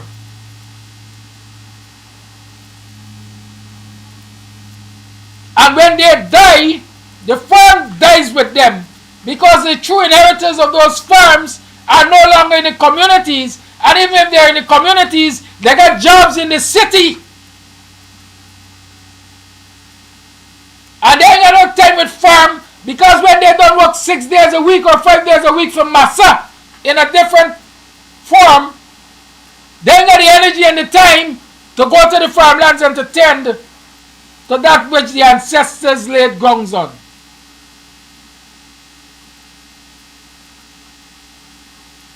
And so the farm dies with our ancestors. Since we ain't got time to come from work and run in the back dam and reap 2 cassava or 2 arrow or 2 plantain, we run to Border Market, Big Market, Annandale Market, Lusignan Market, and we buy what other people are producing because they have stuck to the farm.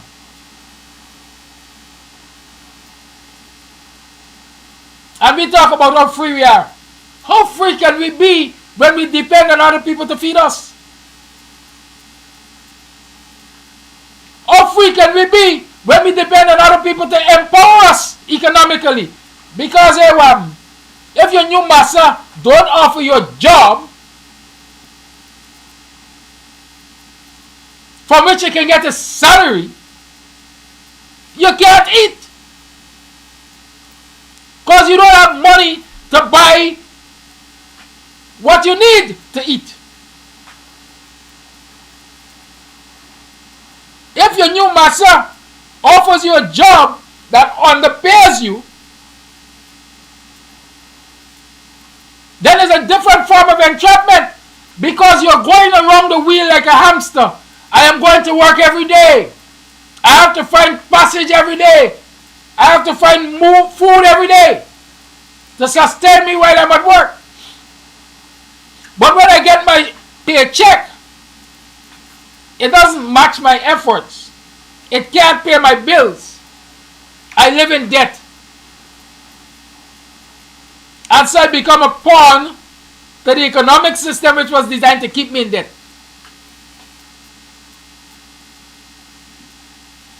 Meanwhile, the other man gets educated to some degree or other.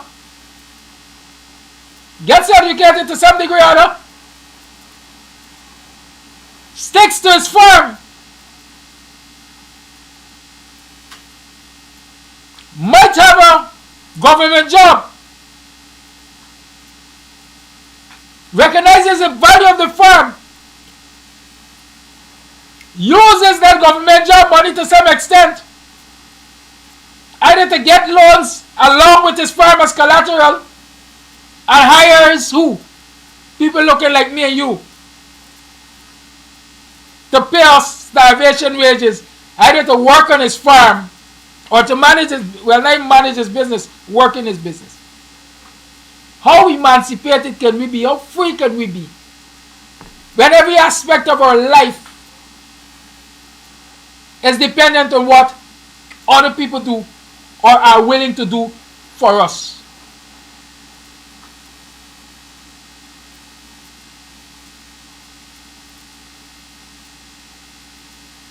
Many of our ancestors left lands, man. They left estates. They left property. But they left it as sharing property.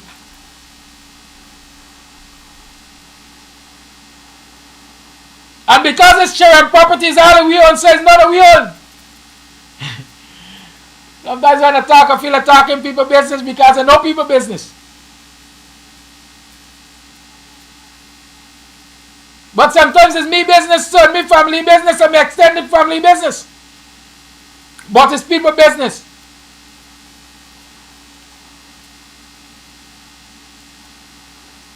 Why is it an African Guyanese family that inherited wealth to the tune of billions of dollars in my estimation? Back then it might have been hundreds of thousands. As time goes by, market values change. It appreciates in value to millions and hundreds of millions. And in this oil producing economy, perhaps billions. How does an African Guyanese family that inherited billions in this current time from their ancestors remain poor?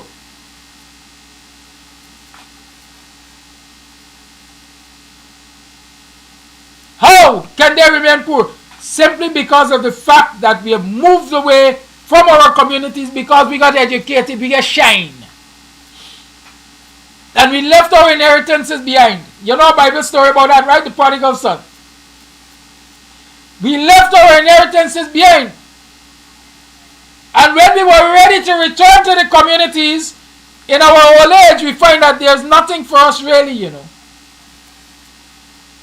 Because the old house that we inherited in good condition and we left to become dilapidated because we were paying rent in the city is now uninhabitable. Or inhabitable. Right? It is so dilapidated that you're risking your life and limb to even step on the first strata. But you spent so much of your youth building another man's legacy that yours has collapsed right under your eyes and you haven't seen it. Because every weekend, assuming you go every weekend or every month or every 6 weeks to the village, you look at the house and say, boy, this wall getting old, I gotta change it. But I ain't got time now, I gotta go to work. And you keep on that wheel like a hamster. And then you come to realize not only the wall wants changing, but the rafters are gone, the roof is rotted, and the beams are rotted, and then the columns are rotting from the bottom because they're sucking up moisture.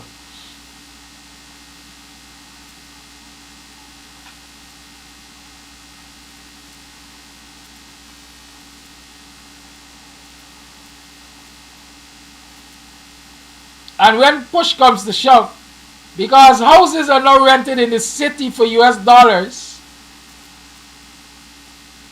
and you're not earning the equivalent of those US dollars, and you turn back to the community that you left behind, you realize there's nothing there for you. Nothing there for you. Either because it collapsed, or somebody coveted it, or you sold it. Because you wanted the money from the sale to sustain your big shot, your so-called big shot life in the city or foreign. And I'm very serious. I know there are people in our communities who are living in family homes that got notice to remove because a brother, sister, cousin sold it in the US to somebody in the US without them even knowing. Sold it to somebody in the city without them even knowing. And so they're out of a house or home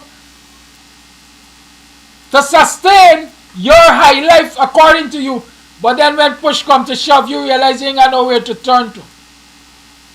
How emancipated are we? How free are we? How free can we be with that kind of attitude and mentality?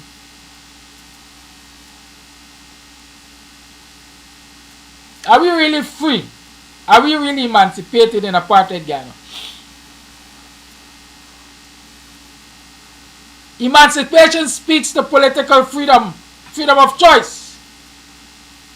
How many of us today can get up and walk and go in front of the president and say, Ali, you is a damn jackass. Ali, you're stupid bad. Ali, we want you to honor the collective bargaining agreement. We stand in behind our union because we dominate the public service in terms of numbers, and our salaries and wages are not commensurate with the work that we're putting in. Salaries and wages have not been adjusted to inflation in the society, etc. How many of us can wake up one morning and decide we're going to join the union and make these calls upon the government and demand that they be respected because we're going to engage in strike action or industrial action, whichever one you want to call it? For the greater part, none of us. Why? Because we don't enjoy economic freedom. We don't enjoy political freedom. Because the minute we do that, or the minute we even think about that, we start to think, boy, we're going to get dismissed. And if we get dismissed, we can't pay our mortgages, we can't pay the car note. If we get dismissed, we're broke by the time the next paycheck comes around. How emancipated are we?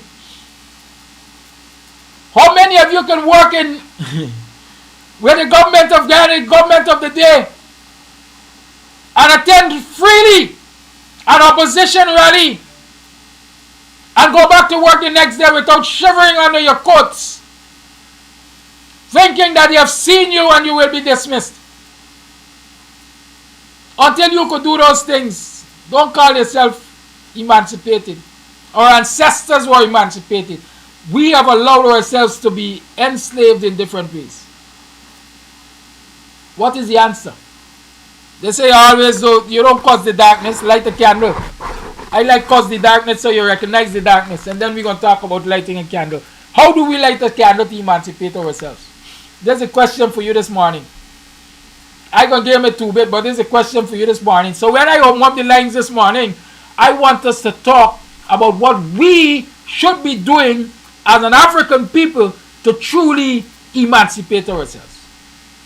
What we and our representatives should be doing as an African people to truly emancipate ourselves. David Granger used to say to throw the monkey off we back.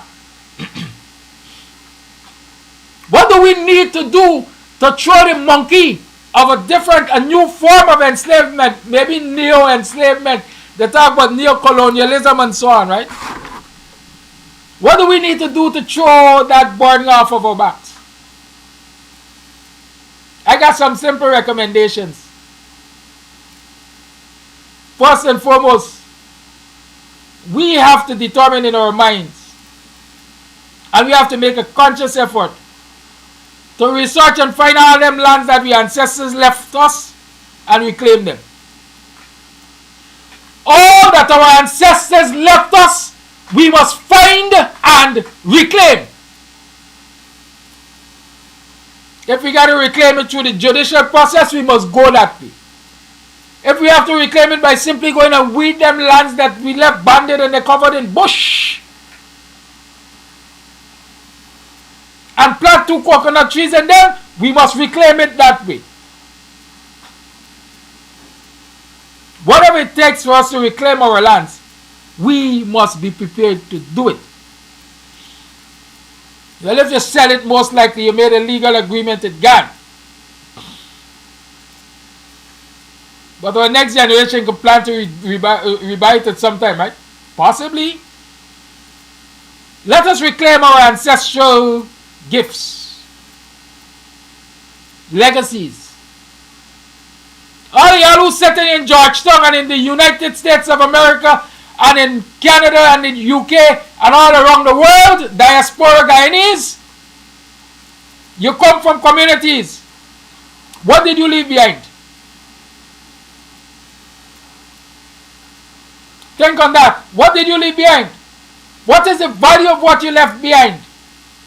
Who is taking care of what you left behind? Who is benefiting from what you left behind? How can you help to preserve what you left behind? And when you answer all them questions, you can come back to one thing. Reconnect.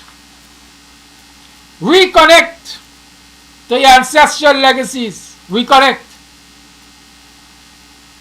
You might like your cousin, but your cousin lives in your house, or in the house that was owned by your grandfather, which he left for your mother. But your cousin was living with all of y'all, and not all of y'all migrated and left your cousin there. And since it's not your cousin's house, all your cousin is interested in doing is living inside. How often do you make a pilgrimage? The Indians talk about pilgrimage to Mother India and Mecca and so on.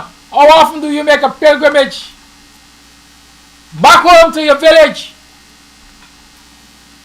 to see the state of your ancestral legacy and shape a plan for rescuing it, preserving it? How? Your cousin might live there, but your cousin ain't got the means to maintain it, to fix it up. They might be trying, but a week. It's them live there, let them take care of it. And listen, they lived there for 20 years. I had to go back and pay the tax. And I put it up for sale in the US. And so I now go back to pay the tax. But I take the sale money and I pay off my credit cards. And then I get old, you know, because I ain't really own property in the US. And I become infirm, you know. And I want to put me in a home, so I want to go back home to Guyana. Where you going? Where you going? The same example goes for those of us who left the village and gone and live in the city.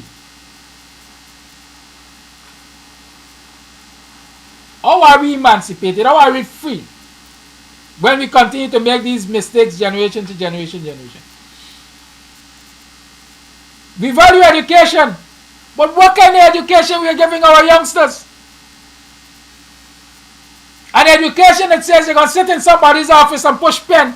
You're doing their accounts to see how many millions they make in a day, but you earning hundreds or thousands a day.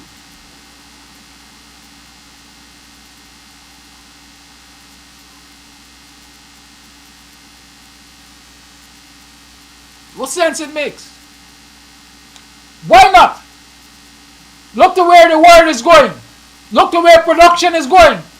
Look to what the needs of the world would be tomorrow. And educate our children to satisfy those needs without even leaving home.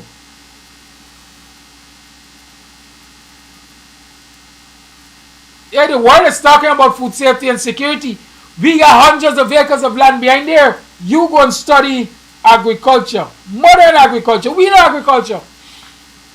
We know about fork and shovel and cutlass agriculture. But there are better and improved ways of producing for less costs and more value. You go and study that. That is what we're going to educate you in. And so when you're done with that education, you will come back to this community and you will teach us old people new ways, or you will teach the next generation new ways so that we can become more efficient at our production. And you will be our farm manager or our technical advisor. You will set up a consultancy in the community. And so instead of our people running to Annandale to consult the agronomists, they're going to come right here at our bottom house and consult you and pay the same fee or a lesser fee that they're going to pay at Annandale. How about that? Hey, the world is computer oriented now, boy.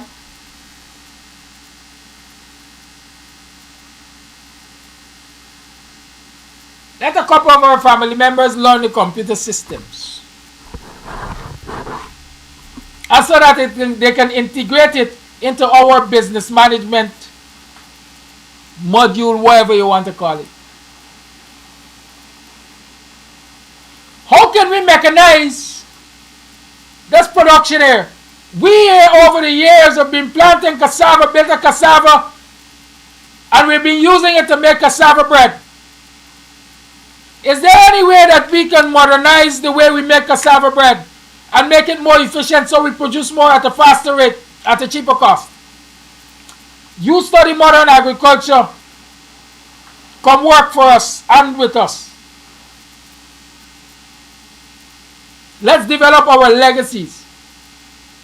By doing that, we will empower ourselves.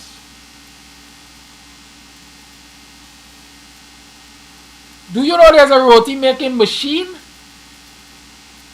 I've seen it on the internet. I think I could buy one on Amazon. A roti making machine.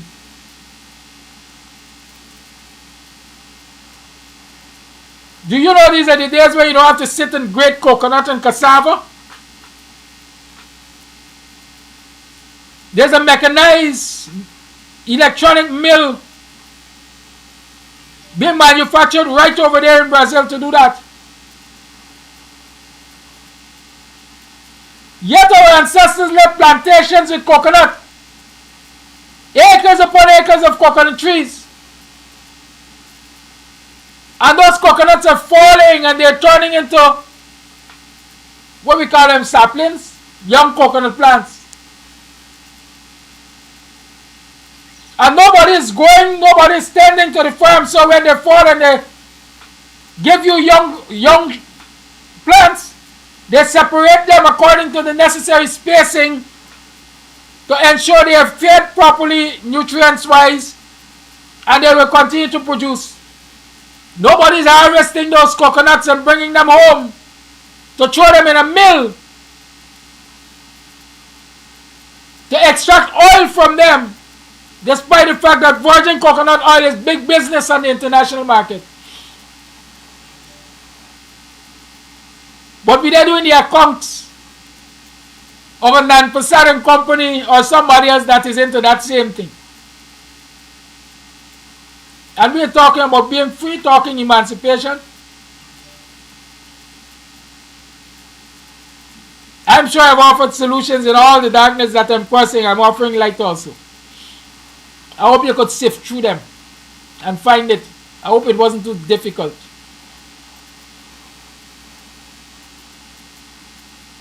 I'll let you into my mind, because I like to do that, to show you that what I preach or what I teach is also what I believe and I do.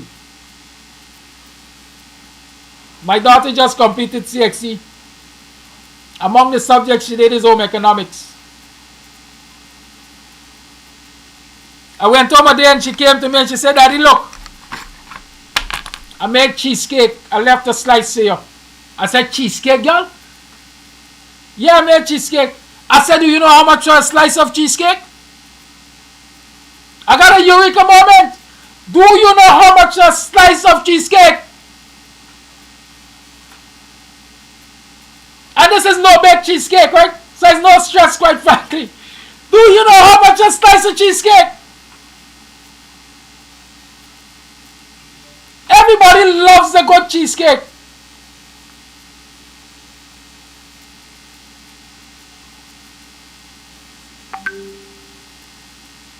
Girl, do you know a slice of cheesecake is at least $500? Daddy, you making joke? I said, making joke? It's money you sit down for, girl. If you could only make cheesecake on the weekend and sell, you're going to make enough money.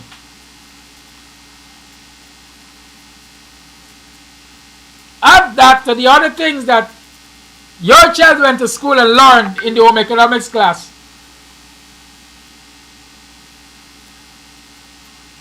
And we still talking about a child coming out of school at fifth form, having written CXC, might have gotten 5 or 6 subjects, and talking about going to look for a job.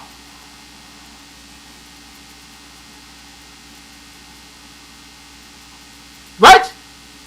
When that very child can get higher education by attending the University of Guyana and making cheesecakes on the weekend, or pastries in general on the weekend, to pay his or her transportation costs or perhaps tuition fee at the university. What is the purpose of our education? To enslave us to another set of masses, or to really and truly emancipate us? Some people ask me how I live. What do you do for a living? Everything that I learn, every bit of knowledge that I have, is utilized to contribute to my living.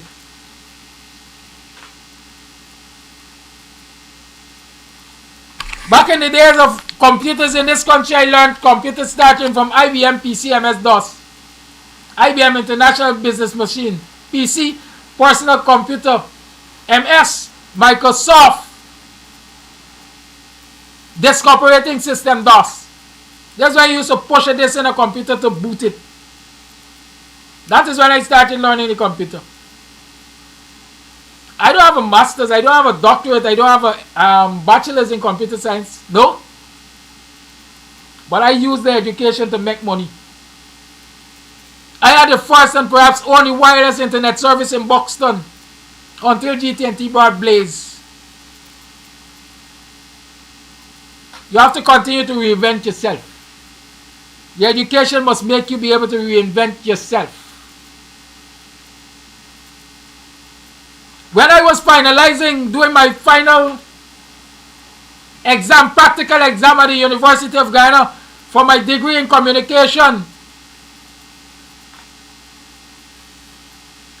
I think it was radio broadcast we were doing. Morning Marcy Parker or Marcy Parker, whichever one. Marcy Parker. I took an entire studio to the University of Guyana. And I showed to my fellow students, it wasn't anything complicated. They had fun using it. That studio is part of what I'm broadcasting to you with right now. Not much has changed from that studio. Believe it or leave it. It's not way, please. It's Mr. Amsterdam talking to you. I'll be Buxtonian. Use your education for empowerment. Use your education for freeing yourselves, emancipating yourselves and your next generations.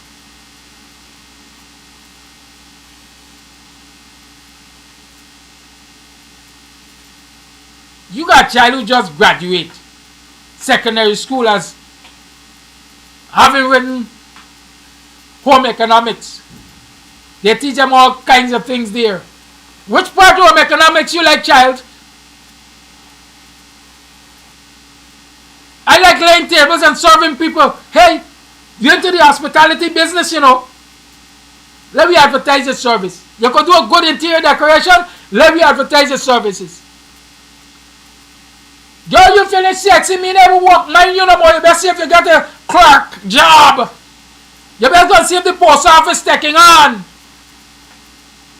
And what we find happening in our society, in our communities, in our homes, is that our children who are just finished writing CXC with 5 and 6 and CXC subjects to their names are now going into the workplace in entry-level jobs, and 20, 30 years they're right there at entry-level jobs because they have not found the time, or the employers have not given them the time, have not made it possible for them to go and further educate themselves to move upward. And so after 20 years with 6 CXC subjects, you are still a clerk. You move from a clerk 3 to a clerk 2. And you're approaching retirement, and you ain't going to become a supervisor because you have not been given the time, or you have not had the opportunity, or your income didn't permit you to further your education. But if you take the knowledge from them same 6 subjects that you got at CXC, and you choose one out of them, and you say, I will focus on this as a business, you will find that in 20, 30 years, you are richer than somebody who left school with you at the same time with the same education, but took a different path. Let us start thinking along those lines of emancipation and educating ourselves, how we use our education to emancipate us and our next generation, how we use it to better, to develop the legacies from our ancestors. And until we start doing that, don't let us pampersette ourselves around the place and say we're free. We're free from freedom. Because everything we want to do under this condition that we're living in is dependent on what the other man will allow us to do.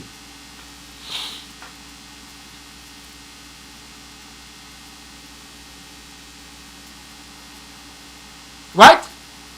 The lines are open. We can talk about the rest as you call. The lines are open. 6225933. You tune to the Guyanese Morning Time with the Buxtonian. I wanted to use a word, but they tell me don't use it. You're playing an upstart, no?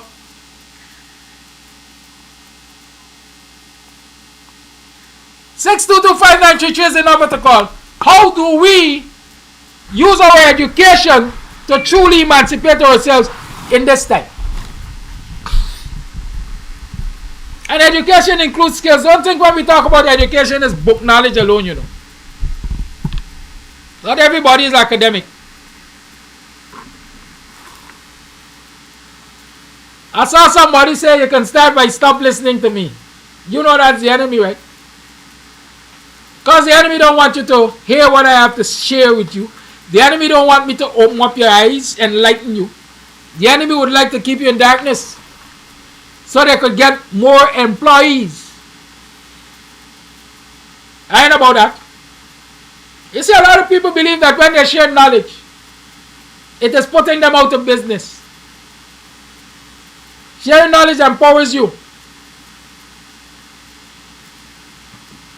If I'm a carpenter and I can share knowledge with the next generation, they can't put me out of business. At least not with that knowledge I share them, because I'm already ahead of them.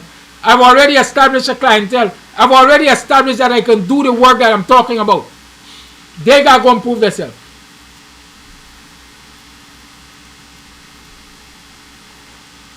So you ain't losing nothing by sharing knowledge.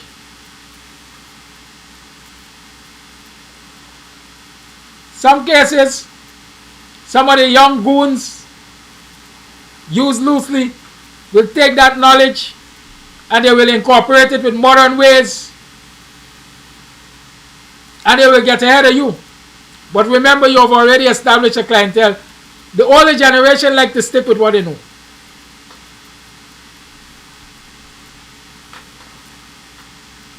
Okay?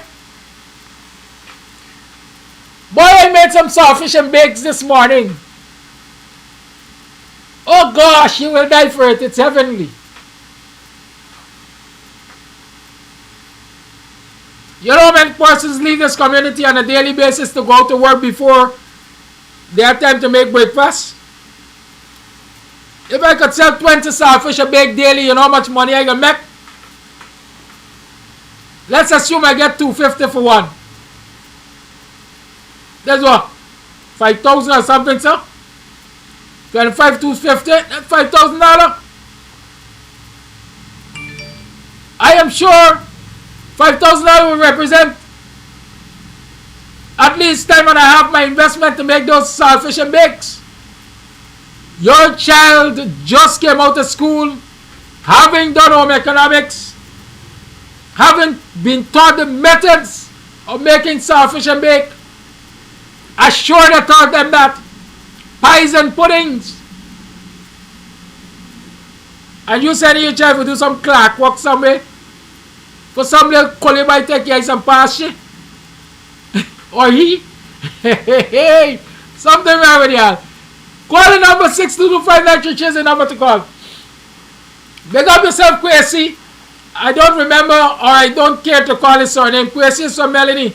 At least he was from Melanie. I know them. Their father used to have a good job in Georgetown, but he used to wear layers. They got a nickname we used to call it. They used to sell eggs. And perhaps still do. I always remember Kwesi because when many of us boys were thinking home economics is for girls, Kwesi got a distinction in home economics having attended St. Joseph's High. Right? A distinction in home ec. I don't know if he uses that skill, but I know he was a banker. Or perhaps still is. But I always remember Kwesi because in a time when we were thinking home ec is the girls, Kwesi did home ec. I think it was a double award subject in that time, in the 90s. And he got a distinction in home economics. Call A Live, good morning. Yeah, good morning, conductor. All these things you said today was so true. Because when you talk about this thing with people who educate themselves and remove from the village to go to live in the bright lights, that was mainly Georgetown. We had a person who did that. The mother was a single parent. She minded her children by cutting rice, planting rice, a big lady. And she educated one, became a nurse, one a teacher. Anyway, they removed from the village. One was a seamstress and so on. And she had this house, and one of the daughters, a teacher, she lived in rent until she died in the 80s, at the age of 80 plus. And the house eventually fell down because no one of them studied to come and live in the house. So that is so true. Now, when many people educate themselves, they forget the country life because they don't want people to say they come from country. And I could remember I went to South Georgetown. When I went to the school, the people selling pink jamun and saying, you and me know Kedaki. Pink jamun is green jamun. And when everybody, the children, man, say, you don't want country? I said, no. Country people are see black jamun. And from that tender age at secondary school, that made up my mind that I would never leave the country life to go and live in the city. Now moving along. Now the latest drink in Guyana is the drink of former Minister Patterson being charged for indecent exposure of his genitalia. Run up!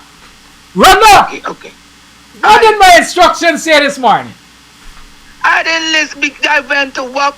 Okay, let me explain to you. I said this morning I want us to talk about how we can use our education to truly emancipate ourselves. Meanwhile, about Patterson indecent exposure. Well, sorry, I didn't Tell me, please. We can deal with it tomorrow. All right, we'll move. And let me make it clear. The last time somebody said shout a holler down on somebody, in fact I said bark on somebody, I am just being emphatic. I ain't barking on nobody. Go ahead. Yes.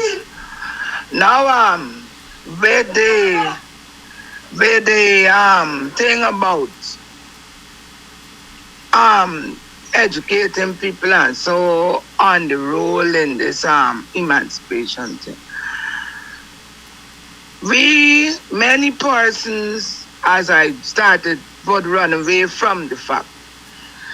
And I think the churches had a lot of role to play in our being here, because we were a people coming from the motherland with our own values, our own cultures.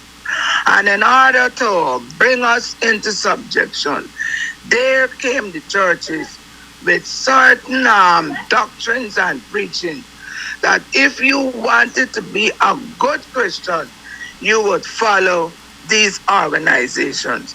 And because of their type of dominance, that has helped to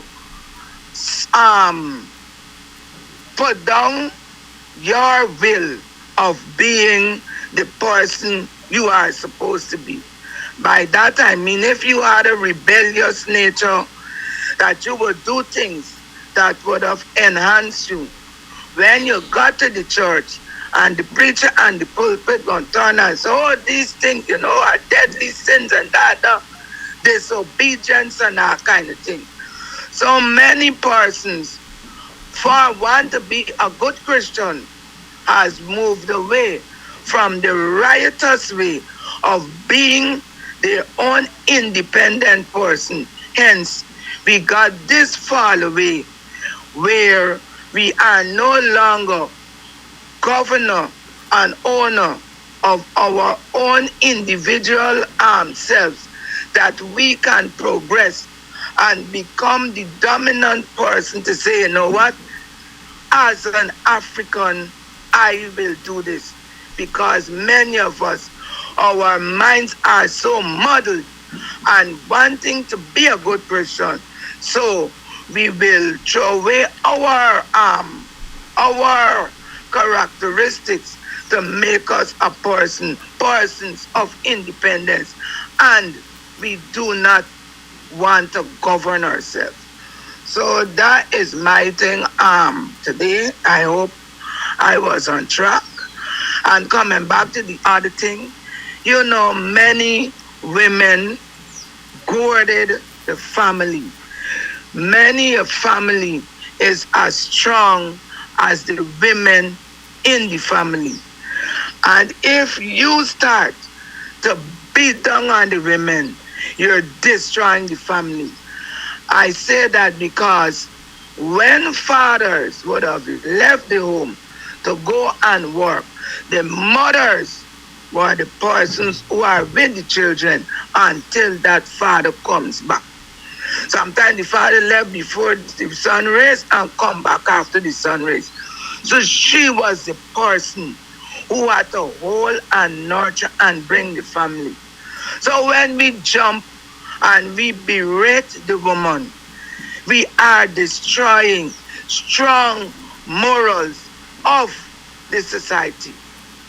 Right now I'm following these women in this country of Orango.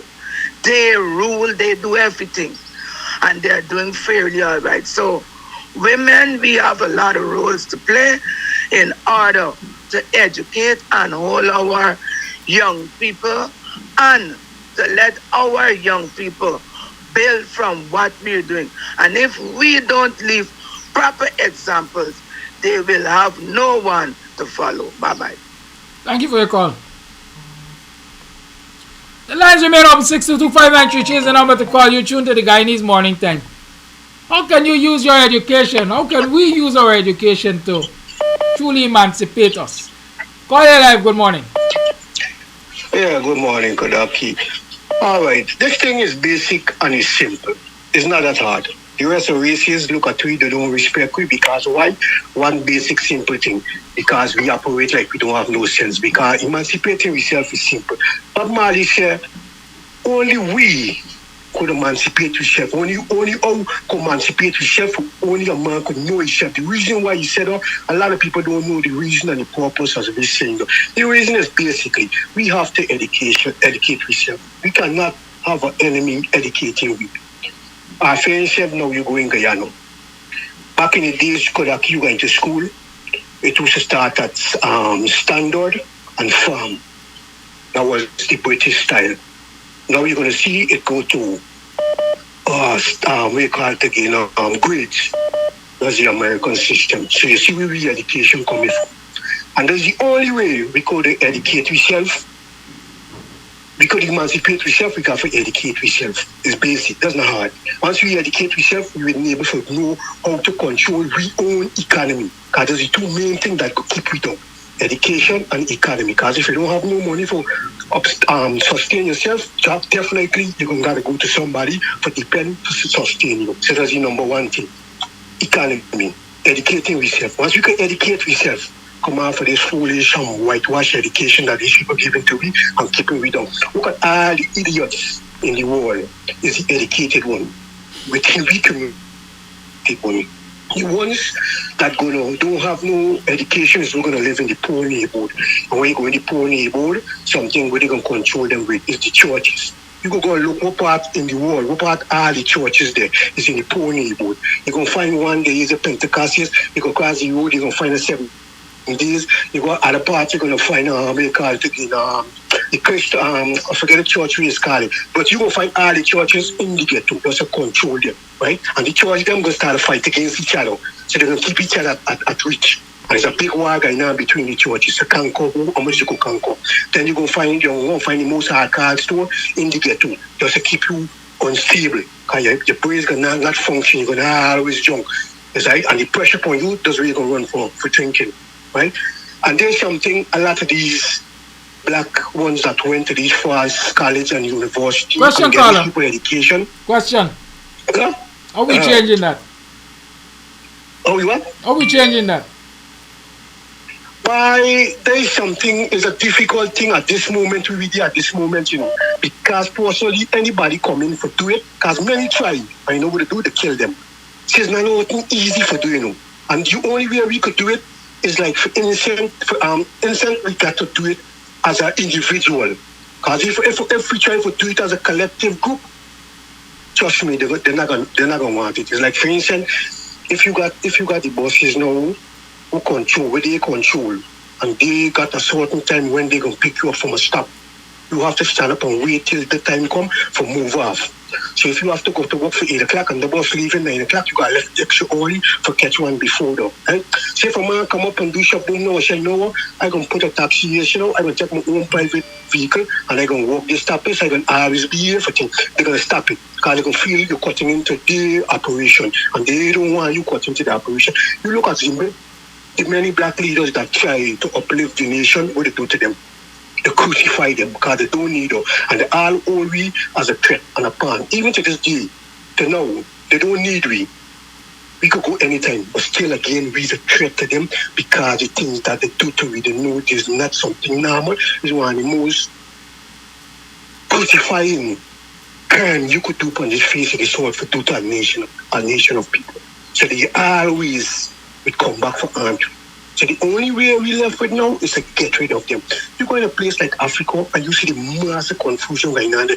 Africa is like a madhouse. There's a big slaughtering going on. But a lot of people don't know because when they don't tell you, we will not do research to see what's going on amongst we people. They have to come and tell we what going on amongst our people, for we realize what's going on with people. Because all we sit and do is watch it on television, wherever they tell we believe wherever they tell we. But you go in place like Africa, you would want from this really foundation started, from this we supposed to get a leader from. And them leaders there warring against each other, big man. Killing off each other. Well, I'm not sure you're totally accurate. That sounds like what the white press tells you. But we can work on that. No, man, you take a look. I don't have to be argumentative. No, but I'm saying, this one talking is fact. You go in Africa and see the massive confusion going on there. Okay. They just know go kidnap a president. A president for a week out again. What is this country name again? Damn. It is a border with Nigeria. It kind of the same name as Nigeria.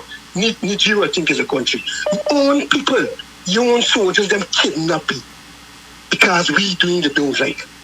We go down in 80, right in 80, we the next door to 80, we see what's going on right here. It's a massive confusion. Or when you find one of the most dedicated African people out of Africa is the Asian, they together. And read them right there, we could see what's going on in there. You go in Africa, just take the drone and go over in Africa and look down in there, see what's going on, big man. It's a massive confusion, the places right now. Thank you, caller. All right, boss.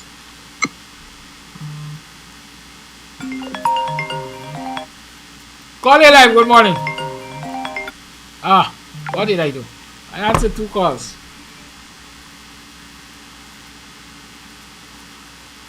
Who's on? Anybody?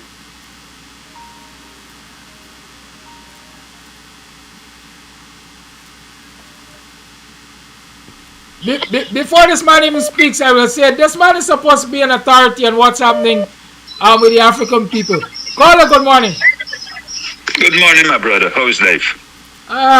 The local dog said to the foreign one, woof, woof. So, how is life? So what the foreign one supposed to say? And a roof? Anyhow, my buddy, me come for talk a little bit. Now, we've had this situation a couple of weeks back where the vendors and the people of Plaisance were issued with a notice to remove from the line top and how they're going to do works on the line top. But it's not only a question of removing from the line top and them doing works on the people need the people of Plaisance are saying they need to know how will these works on the line top will impact on their lives. Right? So towards this end, they will want to interface with the government in a consultative manner. So they want to request. But before they think of Plaisance, because they realize that, look, what is happening in Plaisance will happen in BV, will happen in Buxton, will happen in Hans Grove, right through all our villages. So what they decided is that they want to call a meeting Saturday afternoon at the Eddie Grant Center, I think it is called, at 2:30 p.m. So the invitation is open to any villager along the way or who may represent a group or individually to come and let us discuss how we can approach what should be our next step, right? Because we need to know how long this activity will be taking place.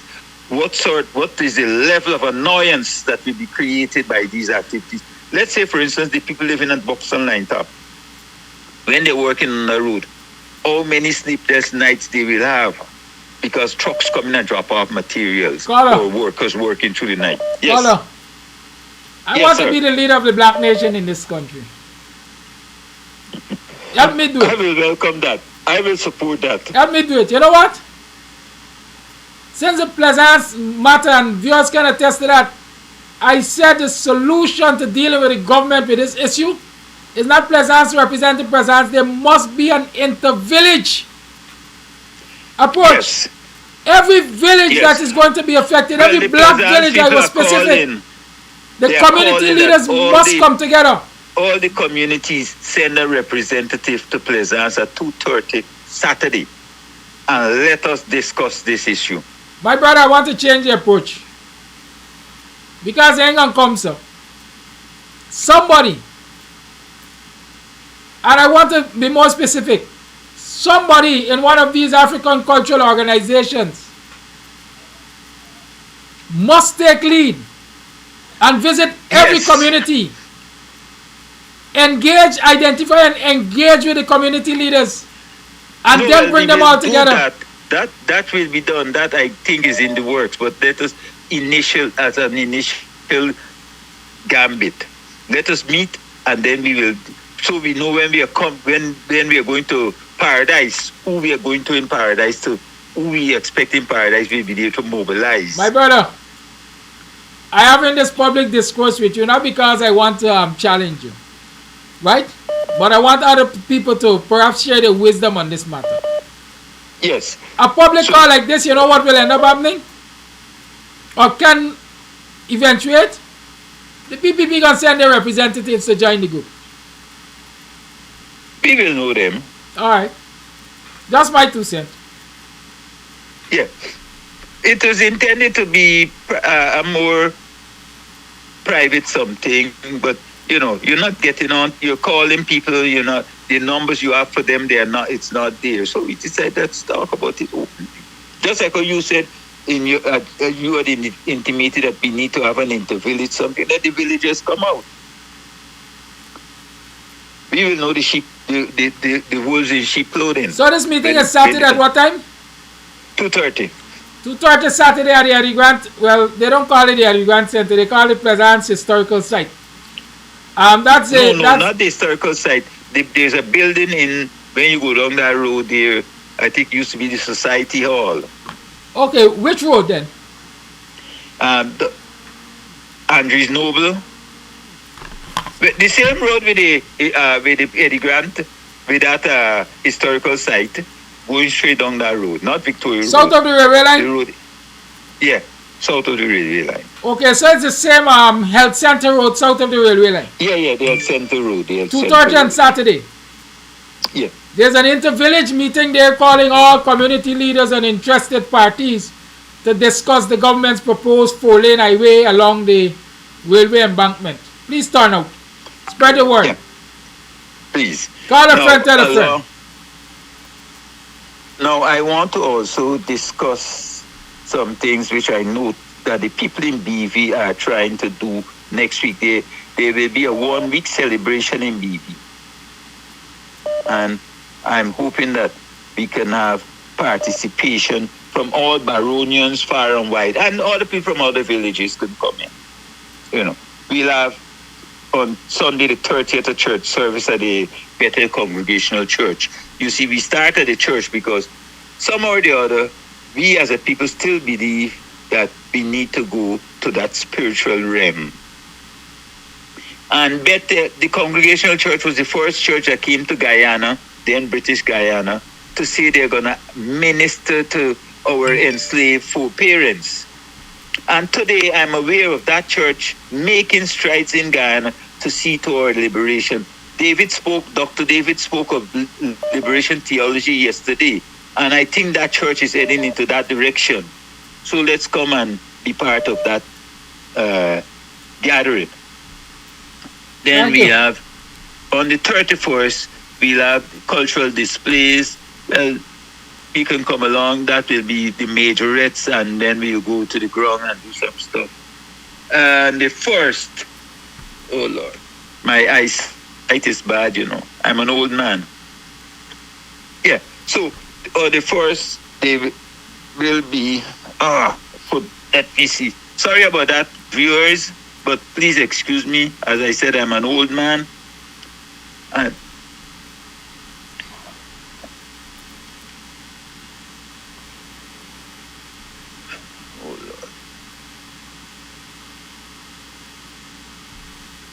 yeah. Call and send me the information, I'll share it. Okay, I'll do that. Yes, please. Thank you. I'll do that. There's one other thing to my brother before we go. Okay, we will talk offline, and then because these are things which we need to will be more elaborate. Very well. Bye-bye. Now listen, I see somebody is telling me that the call is right, that there is problem in Nigeria and so on. let me clarify the statement if you don't understand me. There's chaos across Africa. That is what I was saying. That is what I refer to when the caller said there's chaos across Africa.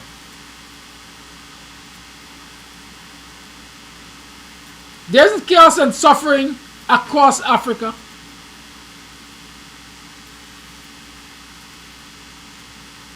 What's happening in Russia, Russia and Ukraine? Will you say that's chaos across Europe?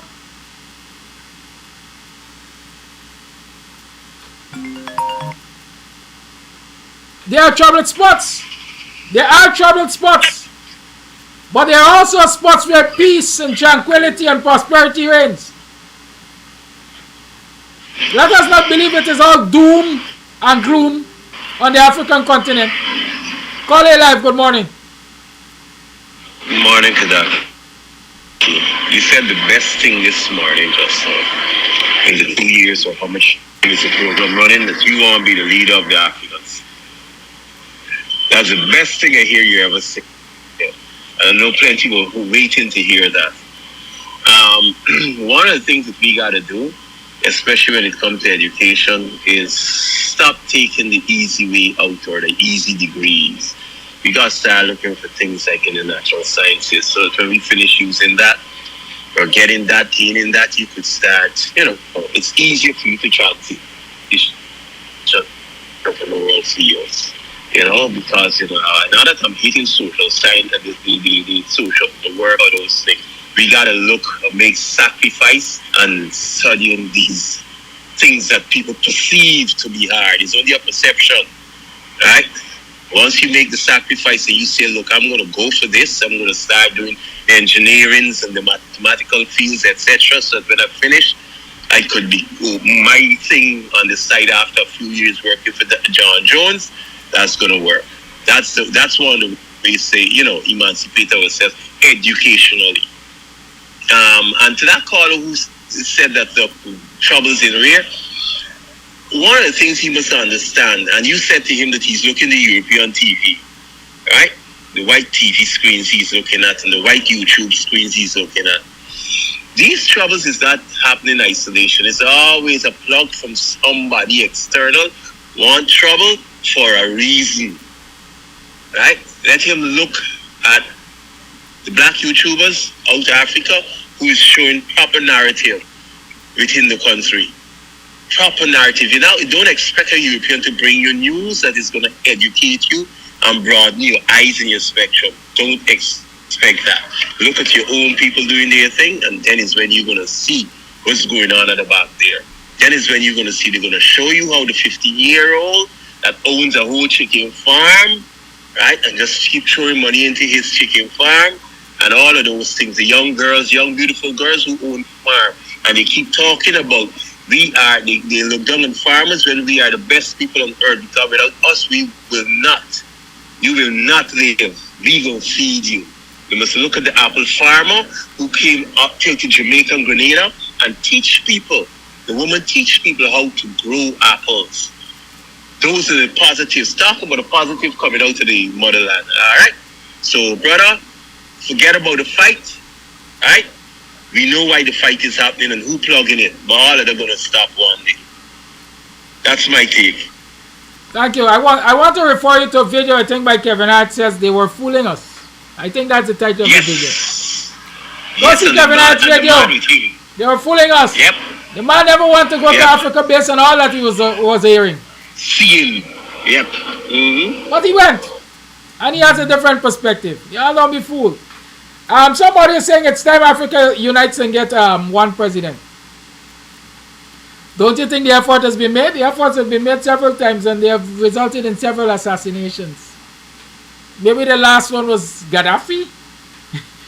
Nevertheless, the question is, how do we use our education to truly emancipate ourselves? And one of the viewers sent me a note just now, and it says, the same thing you were talking about, Mr. Amsterdam, that old man couldn't find a young man to read for him. That old man couldn't find a young man to read for him. I don't think the viewer was being insulted, right? But was just driving home the point. We educate our children and they leave and they go to the rural area, urban areas. Was it urban, rural? They move out from we, right? And they go North America, and they go to the Caribbean, and they go in the cities and so on. And they leave us, the older folks who have made all the sacrifices for education, to struggle on our own. Call it live. Good morning. Yes, good morning to one and all. My emancipation contribution. First of all, I would like to talk about slavery. Slavery was abolished over 200 years ago, and that may sound like a long time, but till to this day, the descendants of those slaves, they are still suffering because of policies and laws and all sorts of things that were created, that were designed to deprive these descendants of whatever economical upliftment or social upliftment or whatever. The Holocaust that happened 60 years ago. And till to this day, you find people are still benefiting from reparations. So it seems like, to me, whenever globally, whenever some other race sneezes, of the black race, they get cold. The equivalent is a cold, or even worse, a heart attack. So I would like to support Dr. Clive Thomas's proposal in his claim that first of all, his proposal that says that 10% of the oil income should go directly to the people, which is $5,000 a year. The only change I would do to that, I would say $1,500 per month. And the thing is that everyone, this would be so needed to people, to poor people especially. And this is not only African people, this is people countrywide, nationwide, he's talking about. And everyone would benefit from this, even if they even trickle down to the government. Because the first thing that poor people does when they get along some money, bulk money, they go and they spend it, they buy things that they need. And the government will be taxing these products that these people will buy. So money will be going back to the government anyhow. So I do support that argument. I really do think that money should go directly to the people. It will benefit the country. It will bring a lot of people out of poverty and everything. Also, Dr. Thomas's claim that Guyana is a primary investor along with Exxon with the oil industry. I do support that 100%. Because let me get a little example. If we come to the owner management of Club Twilight, and I say to them, man, I need the people a show every weekend here, or a barbecue, or whatever I want to do every weekend here. And we work out some sort of percentage or whatever because I'm in a big crowd. You know what? The owners of Club Twilight, they will tell themselves that they're investing just as I do, because if I had a club, I wouldn't have approached them in the first place. So they have the primary product. It's the same thing as Guyana. Guyana has the actual oil underneath there. So I do support Dr. Thomas's claim that Guyana is a primary investor in the oil industry, and they should be treated that way.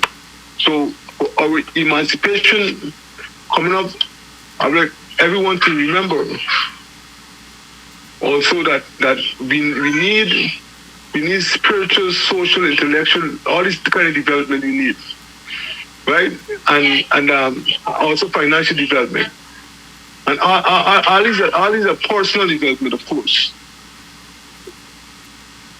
But the government is showing only physical development, and there's mostly for Bangladesh.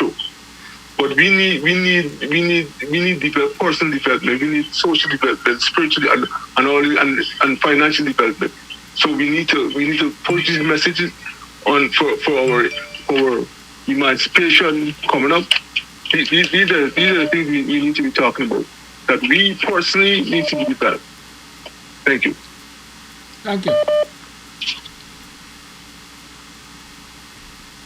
Coffee.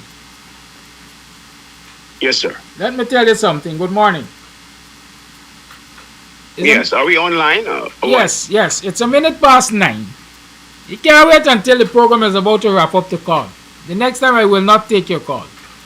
You have the mic. Go ahead. Well, good, great, appreciate. Good morning, all Guyanese and everyone in the diaspora. Yesterday, I had the topic of trying to encourage our people in the churches to see ourselves in Genesis, in the context of emancipation. And the Bible is what came to emancipate us spiritually. So I want us to also use the Bible in Genesis to see our identity in Genesis, in the very beginning. In the very beginning, there was us. And the Bible speaks about African identity and African nationality in the scriptures. Today, I want to talk about reparations in the context of theology. Reparations is a very theological concept. Inherent in the Bible is reparations. It runs right through it. There are at least 6 verses or 6 chapters of verses, I should say, in the Bible that speak about reparations. We can just Google it and Google at least the 6 instances of reparations in the Bible. So for Christians, we in this month or in this period of emancipation, using spirituality to emancipate ourselves, we must also understand that reparations that we are talking about is a spiritual issue. It's an element or a component of Christian theology. Just as Immaculate Conception and the 10 Commandments, reparation is the quintessential spiritual doctrine. And it should be embraced by us in the church. The churches should be advocating reparations now. I say it now because reparation is quintessentially Christianity and Christendom. Once again, thank you for accepting my time. Thank you for calling. You tune to the Guyanese Morning Time. It is 3 minutes past the 9 o'clock hour on the 27th day of July in the year 2023. Remember the 1st of August movement and partnering organizations will bring to you on the 31st of July the Black is Beautiful Cultural Evening on the Buxton Line Top, starting at about 8 o'clock. But remember also to join the libation ceremony starting at 6 o'clock in front of the Buxton Market Company Road. Yes, 1st of August movement and partnering organizations will bring you the libation ceremony on the 31st of July in front of the Buxton Market. That starts at about 6 o'clock. Be there. Come join your ancestors and join your brothers and sisters, nation away nation. Come out to the libation ceremony, July 31st. 18 hours in front of the Buxton Market at the African Emancipation Monument there. And then at 20 hours, we'll be on the Buxton Line Top for the Black is Beautiful Cultural Evening. It's going to be a packed program. Yoruba singers will be out there. Odessa Primus will be out there. Archangel, Kofi Guyana, Raz Jerry, Lassell Duke, Nancy King, Brian Chester, and many, many others. So come out and have an evening filled with your cultural presentations at the Buxton Line Top starting 8 o'clock on the 31st of July. Prior to that, you have the libation ceremony in front of the market. It starts at 6. And on the 27th of August, don't forget, at Club Twilight there will be a Kwekwe party. Right? Come reconnect with your roots. Kwekwe party. Club Twilight. August 27th. Keep those dates in mind. And remember also on the 10th of August there's a UC GUYANESE Symposium at Tipperary Hall. Come on out, support the thing, learn, educate yourself, revitalize yourself, reconnect with your ancestors, and let us talk about truly emancipating ourselves. I'm not going to leave you without giving you Humble African this morning again. Joseph Hill, the man called Culture.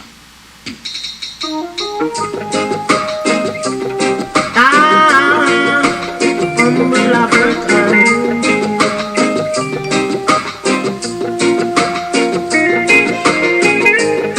I'm on this land, I trouble no one.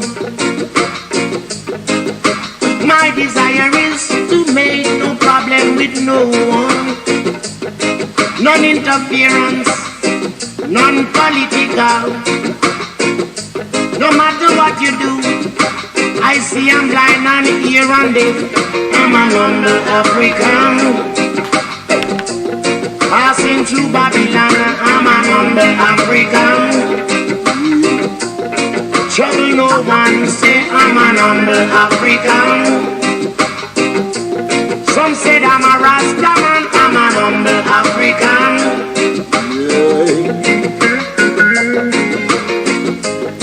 These little hands and simple fingers that I have,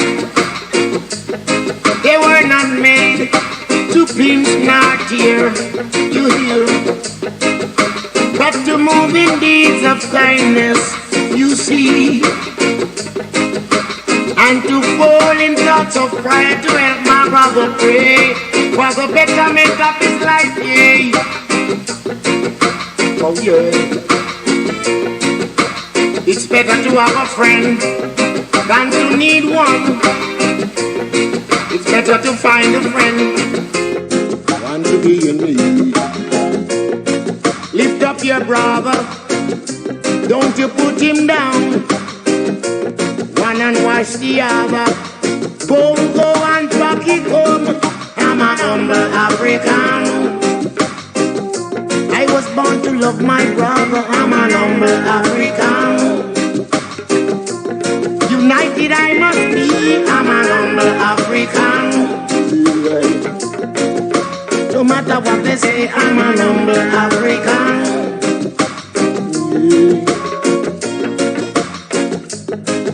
My forefather came here from the days of slavery. I work until my skin starts to strip. And to every time I speak for my justice, yes, someone always to name me disagreeable still.